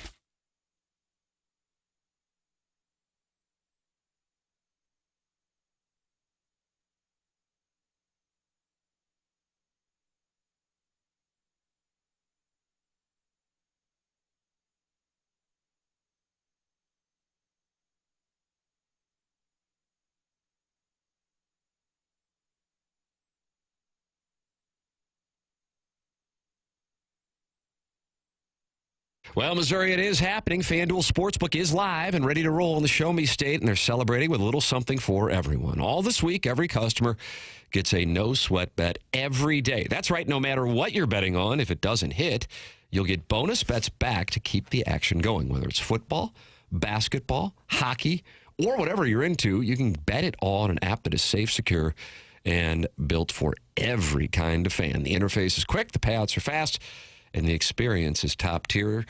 Jackson Burkett gave you Orlando on Monday. Unfortunately, the Magic not able to cover, so you're bouncing back here. What are you going to give the people to bounce back in bonus bet week? You know, Martin, I said for the Thursday night game tomorrow, Cowboys and Lions, the over. I love that play as 54 well. 54 and a half. And FanDuel has that 50% profit boost on that play. So if you bet that right now, plus 137. You can get that plus 137. Love getting plus money on over or under. So I like that play a lot. All right, there it is. Jackson's official recommendation, just like Martin's, over 54 and a half for the Lions and Cowboys tomorrow night. So download FanDuel or visit FanDuel.com/Missouri to get started. FanDuel Sportsbook now, live in Missouri. Must be 21 or older and present in Missouri. Gambling problem, call 1-800-GAMBLER. Opt-in required each day. Refund issued as a non-withdrawable bonus bet that expires 7 days after receipt. Max refund $20. Restrictions apply, including token expiration. See terms at sportsbook.fanduel.com.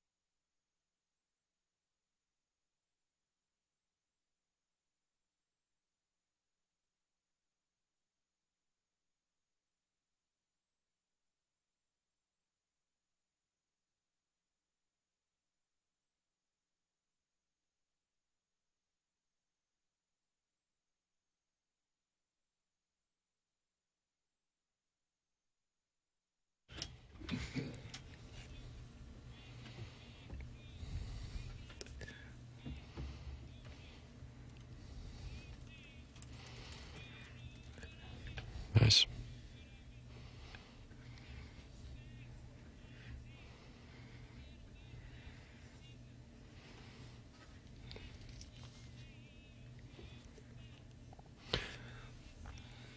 Doug, you like this? Not really. Not really. He was one of the worst head coaches in NFL history based on record. What about the eye test? Well, it didn't pass the eye test either. TMA 101 ESPN shows presented by Brown and Crouppen. Jackson's got two things for you here, and I'm going to let you pick it. Because in checking the till, he has who do you think is the most random guest in the history of TMA? Oh, gosh. And then in clearing the deck, he has what is a column from Variety on the 100 best comedy movies of all time. And, of course, Jackson hosts the Movie Boy podcast. Then we've got the Design, Air, Heating, and Cooling email the day earlier on the program, brought to you by Schaefer Door Company. We had Jeremy Rutherford in studio for two segments, answering two-part questions on the Blues. And you can go back and podcast it via the Schaefer Door Company podcast. That's Jason Gosrow's company. And with the cold weather, garage doors are breaking left and right. You go to SchaeferDoor.com, and they will be out quick, fast, and in a hurry to tend to it for you. SCHAEFER door.com. Schaefer Door. SCHAEFER door.com.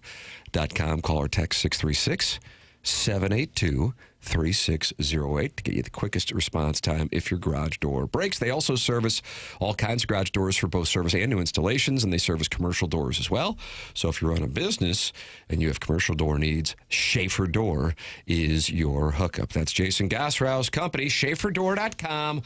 Schaefer Door, a CHI overhead door dealer and longtime morning after sponsor, and the sponsor of the podcast here on 101 ESPN. All right, Doug, I've given you sufficient time to make a decision. Jackson's questions, checking the till. Who do you think the most random guest in the history of the show is? Like a celebrity guest? I mean, you'll have to ask Most the random producer. guest. And then Jackson's got his 100 best comedy movies of all time list, which comes from Variety, which just published the list. Where do you want to go? I guess the best movies, because the random guess, because it's Vivian Ajour, right? 20 some odd years, who knows? But Vivian Ajour.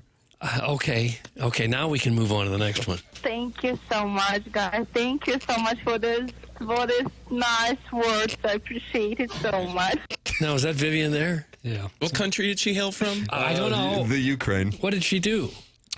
She starred in films. Oh, no. Doug, what do you think is the number one according to Variety? And I will give you a hint. It is a film that is not even 40 years old. Planes, Trains, and Automobiles. It's a good guess. It's not the answer, but it's a good guess. I thought I saw that on a poll here a week or two ago. That's why I guessed that. The number one comedy ever. It's centered around baseball. Not Major League? Nope, good guess. The one with Leslie Nielsen as the umpire. Naked Gun is correct. Gun. Enrico Palazzo. Jackson, do you agree with that? I mean, you host Movie Boy. Like, it's such a subjective thing. Like, I don't think it's not my favorite comedy of all time. And that's the only thing I go off of. I've stopped doing this is the best, this is the best, this is the best. I just say this is my favorite because no one can argue that with me. It is not my favorite comedy of all time. I will say this Variety list is pretty pretentious. What do you mean it's pretty pretentious? Like a lot of movies that were made like in the 1930s, 40s, and 50s. Gosh, yeah. Are you saying because the next list up, I see Tony Curtis dressed up as a lady in a hot tub? Yeah. Oh, gosh. Some Like It Hot is number 2, Doug. Yeah, that's like, it's so I get this list doesn't really resonate with me because it's like the bank dick is in the top 20. And I think you're going to have to apologize to my kids. All right. I do. Fargo is number 8, which I like. It's funny, but I don't necessarily consider that a comedic movie. Hey Kay Adams is in number 3. Diane Keaton and Woody Allen. Doug, Annie Hall is the 3rd funniest movie of all time. I don't think Great so. movie. I wouldn't. Okay, you lost me already with this list. I think you picked the wrong option, Doug. Yeah, they lost me with this. Now I love Sideways being at 14. Hell yeah. Don't say that. Sideways is awesome. Or someone's wackos immediately texting in. Yeah, and you guys figured it would be number 5, but it was number 4, The Great Dictator. Yeah, see, that's like what I'm saying. Like the Chaplin movie, like Modern Times is like actually truly hilarious, and you wouldn't think so being a silent movie. But funniest movie, like you're telling me, it's funnier than Caddyshack. I just am going to disagree. Monty Python and the Holy Grail. That's up there. Got to be one of them. That's up there. The person who made this list has a lot of bumper stickers. I could see that. Yeah. I could see that, kind of dunking on everybody. I assume this is like a group list. Like, I hope it's not just one guy. Waiting for Guffman. 1996 is Waiting for Chris Guffman. Guest. Chris Guest. I got to tell you, I like that play, though. That's a good one. I've just recently watched that. Have you watched Best in Show? Buck Swope gave me the DVD, and I watched half of it. So you objected on that and The Girl Next Door? What's your problem, let me bro? explain. The Best in Show is because my power was out, and it's the only one of 2 DVDs that I own, which I need to up my physical media stock. But and then halfway through the movie, my power came back on, so I stopped it. Started watching something else. No. Sorry. Animal House has to be somewhere on that list, right? Not my power, my internet. That would make sense. My internet. Okay. Animal House, let me see. Monty Python and the Holy Grail. 6. Duck Soup with Groucho Marx and company, Doug. Number 7. Okay. Number 8, Fargo, as Jackson made reference to. Number 9, Young Frankenstein. Classic. And number 10, Bill Murray film. You get the Stripes? No. Caddyshack? No. Oh, gosh. I'm going to need initials. G.D. Groundhog Day. Yes! Okay. Ned Ryerson. I don't know that was that funny. It was great, but it wasn't a barrel of laughs, I didn't think. I really like Groundhog Day. I liked it too, a lot. What about Sherlock Jr. from 1924? Do you agree with that being number 11? Who's even seen these movies? Tootsie with Dustin Hoffman. That is the second of the top 12 in which a gentleman is dressing up like a lady. Yeah. Tony Curtis, too, Some Like It Hot. Dustin Hoffman. Who was cuter, Tony Curtis or Dustin Hoffman? I don't care about the trannies. Tweet it out, Trent McCurt. Let's see what I got here. Dr. Strangelove, number 13. Incredible. What's that? Incredible. It is prime Kubrick. Don't say prime Kubrick. Like you're some industry insider. Yes, movie boy. Dr. Strangelove it's great. Jackson referenced Sideways being 14, and that really made you happy, and you're applauding over there now. Well, like the Birdcage is number 61. We could move that up. The Birdcage is great. Again, there's a common theme here with this list now. That, of course, was Nathan Lane playing a lady married to Robin Williams' character, and Hank Azaria was wearing Daisy Dukes. Am I right on that? Yeah. Oh, and like Robin Williams plays like the straight man. It's great. But he wasn't. Well, no, when I say straight man, like the comedic straight man. Got it. He's playing a gay gentleman. Yeah, he's playing a gay gentleman, but playing the straight man. And Norman Dale, this was a sequel to Hoosiers, The Birdcage. Norman Dale came down from Indiana. Gene Hackman's in it. Is every movie Gene Hackman's in after Hoosiers? Does he have to play Norman Dale forever? It'd be tough in The Firm. Doug, were you surprised to see Playtime ranked 15? I've never even heard of it. It's with Jacques Tati. Oh. Yes, like I said, this list is really pretentious. It is. So are you surprised that His Girl Friday, that's like My Girl Bill, from 1940 is number 16? Or what about The Heartbreak Kid? Not with Ben Stiller, but with Charles Grodin, number 17. Yeah, it's like Charles Grodin is funny. Spinal Tap. This is Spinal Tap, number 18. He's the second one of that. Then we're coming up on its 100th anniversary. It Happened One Night with Clark Gable. Clark Gable. Who's going to be a great comedian he was. Bless it. And number 20, Superbad. Jackson's standing and applauding. That's a bad list. No, Superbad is... The list is super bad. No, Superbad is incredible. It never fails to make... Michael Cera is one of the funniest humans ever to live. What could be more subjective than a comedy movie? For sure. Couldn't agree more, Doug. It's not Kubrick, it's Kubrick. And you call yourself a movie boy? That's some big tough. Maybe you're reaching there a little bit. Maybe you're nitpicking a little bit. I know his name. Is it Bo Prabula? I was going to say, he's got an issue with that Stanley Kubrick. Tim, where's Hot Tub Time Machine on the list? Jackson, have you seen Hot Tub Time Machine? Trash. Oh, wow. Sorry. That's just my opinion. Caddyshack 22. I'm going to list films from the last 40 years. Bridesmaids, 24. John Hamm. MASH, 25. Best Picture winner, I think. Right? Didn't MASH win Best Picture, Doug? Might have. I think so. And that led to the television series? Yeah. I believe it did, yeah. Borat, 26. Incredible. My wife. Richard Pryor, Borat's funny. live in concert, number 28. That doesn't count as a movie. When Harry Met Sally, 29. Incredible. Austin Powers, the first one with Elizabeth Hurley. Don't sleep on Goldmember, though. Really funny. Pink Flamingos, Doug. Another picture of a gentleman dressed up as a lady. Jeez, you're starting to see a theme here, maybe? Jackson, I wonder who made up this list. Let's see what I got here. Lost in America. Number 33. When did that one come out? 85. Okay. Heck of a year. With Nall and I from 1987.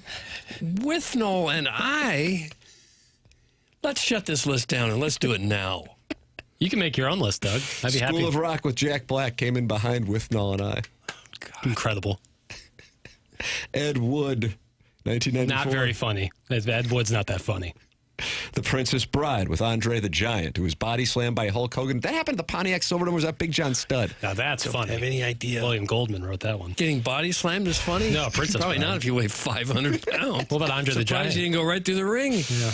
Clueless with the great Brittany Murphy, who also starred in 8 Mile. 1995, Stacey Dash, who has been on the program, came in at number 39.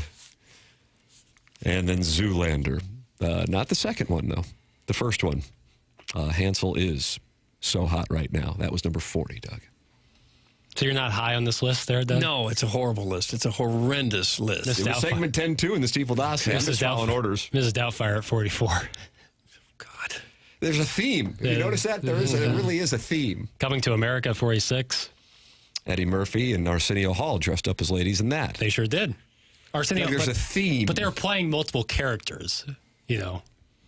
The Prince didn't necessarily either way.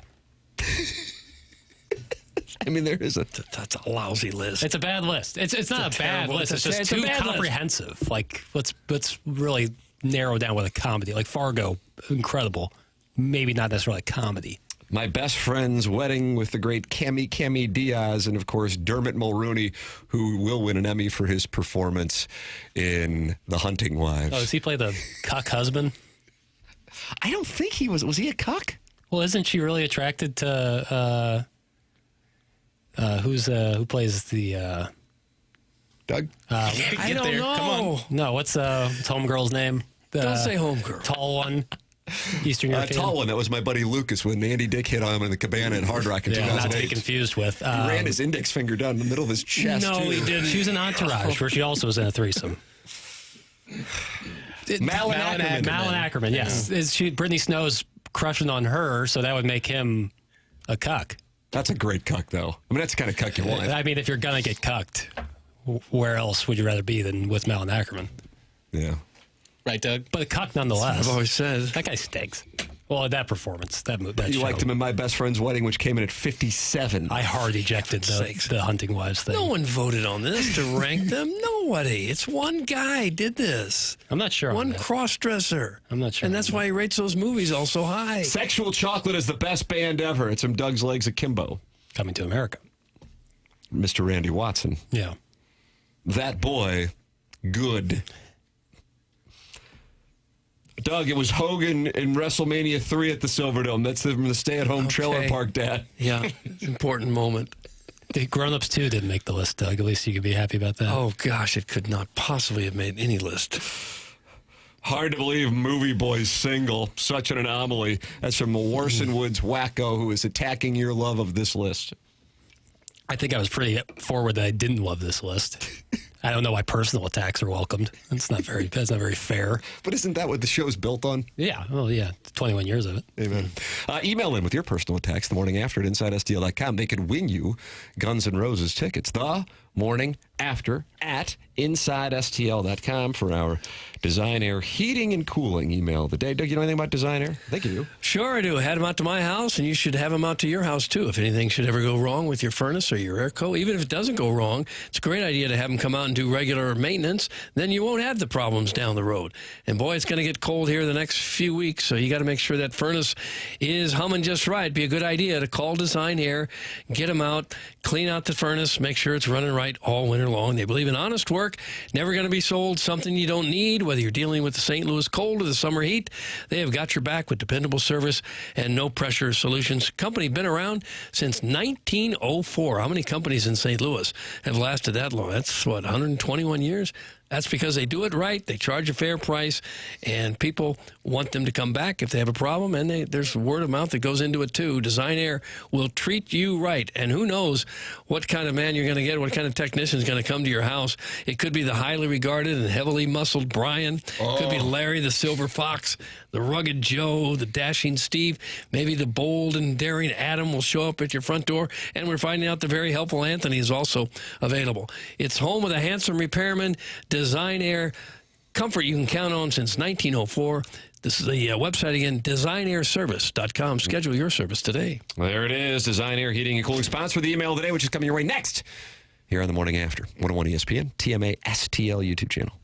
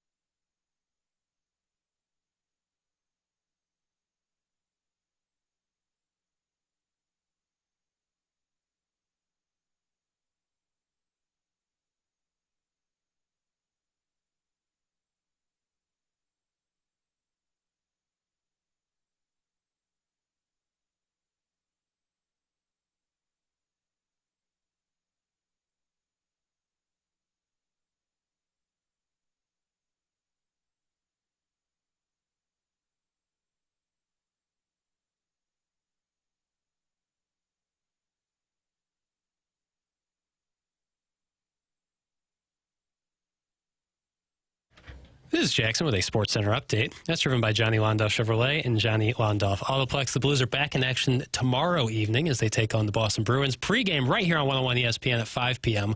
Puck drop at 6 p.m. That was another Sports Center update driven by Johnny Londoff Chevrolet and Johnny Londoff Autoplex. See them at londoff.com. Chevy, together we drive. Are you kidding me?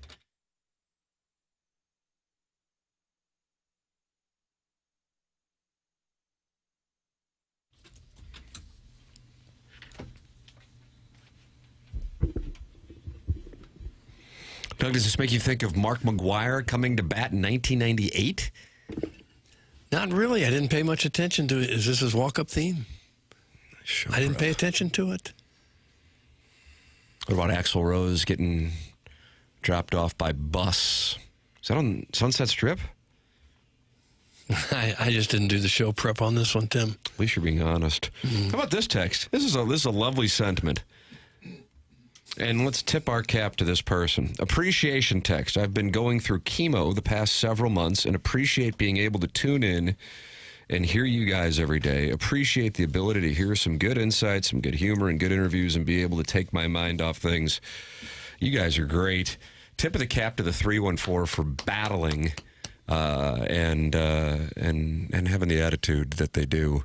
Just sent that text in and sits there and listens to the program. God bless. That's outstanding. Amen. God bless. All right, ladies and gentlemen, it is time to give away those Guns N' Roses tickets right now with the Design Air Heating and Cooling Email of the Day. Chairman Curt, is everything in the filtered file filtered? I know you and Jackson were having a conversation about one that might be problematic, Doug. I don't know what one it is. I try to edit on the fly. I went to my direct superior and Jackson is that's the flow chart? That's right. Power flow chart? Yep. Let's see what I got. The use of timeouts in sports are strategic pauses that allow coaches and players to regroup and communicate, and they allow for effective game clock management. Each team is limited to a few timeouts because unlimited timeouts would avoid consequence and diminish the value of existing rules. We are now 68 timeouts into Harrison's self-imposed show ban, where he calls timeout with each shot that he wants to take at superstars Jordan Kyrou and Jackson. Allowing it is effectively the same thing as the fastest diet, which is avoiding eating from 10:05 to 10:20 every day. Discipline. Discipline is the key. The eye test suggests that Harrison has used his allotment. His reign should have ended when he made fun of Jackson's hair on the bench in the CBC game. That's from Shooter McGavin, the vice president of Mystery. We are still hiding which side is Mizzou's for the bragging rights game. Shooter McGavin. More CBC complaint calls, please. Let's beef with all the St. Louis private high schools. World-class radio fellows. Engaging. Representative of the people. St. Charles County loves it. Elites versus non-elites. Cash versus credit. Regular Amazon versus Amazon Prime. Filet mignon versus skirt steak. Tuxedo versus tuxedo t-shirts. Ah, the strife. Breathe it in, boys. This is what sports radio is meant to be. Doug, that's from Bro Fallon. Okay. Bro Fallon. Are we Facebook official if our inner thigh rashes become intertwined as we waddle away from the soda fountain that is closest to the restroom stalls that feature a metal pole bolted to the wall that can be used for leverage when the twice-baked turkey leg crowns, Doug? When the turkey leg crowns. Twice baked. This is the one I was questioning, Doug. I couldn't tell if that was the bidet water that I was suckling out of my wife's father's dog's bowl or the dehydrated kidney broth that he drizzled down my lower back as we perfected his latest fetish, BDSM, with a fondness for waterworks, which is so mild it's not even worth mentioning. J. Jr. heart emoji. Sprinkle my crinkle with your tinkle, Doug. That's from T. Terry TT Boy. And then he shot a picture of himself. That sounds He's got like a Mizzou stocking cap, and he looks like he's eating some kind of carbohydrates off the back of a tank lid. Was that Deke Dotem? Those are wings, but there's celery too. Oh, yeah, that's what I'm thinking about. T. Terry TT Boy. Boy, it's hard not to scribble something in the suspension log right now. Because you appreciate the Mizzou stocking cap? I don't. We like the pros. Terry T-Boy. Tim, I know you haven't had time to go back and podcast the shows you missed, but 2 Fridays ago, Joey Vitale said he is not having his Christmas shindig this year. I really didn't know that. And I just asked Jackson that in a commercial break when I saw this email. Well, that's what he said. I think he just didn't want anyone with roots to low-powered AM radio there this year. That's because it happened Sunday evening, and it was glorious. All of Kirkwood's finest concrete layers, bread bakers, and chicken farmers were there. Even me, a lowly technician at a golf ball factory. I hung out by the punch bowl so I could meet everyone. I struck up a conversation with a retired pro golfer. I won't reveal his identity, but his first name starts with J. His ears perked up when I told him I make golf balls. He asked what we do with reject balls. I said there's a whole truckload that only had 6 dimples instead of the normal 336. It was a rough day at the plant that day. When I told him he could have them for free, he hugged me like he just won the Omaha Classic. He whispered I had just saved his life. Apparently he needs a lot of low-quality golf balls for some reason. Oh. What a party. Sorry you missed it, Brad and Boca. So Joey had the party on Sunday? And you weren't invited.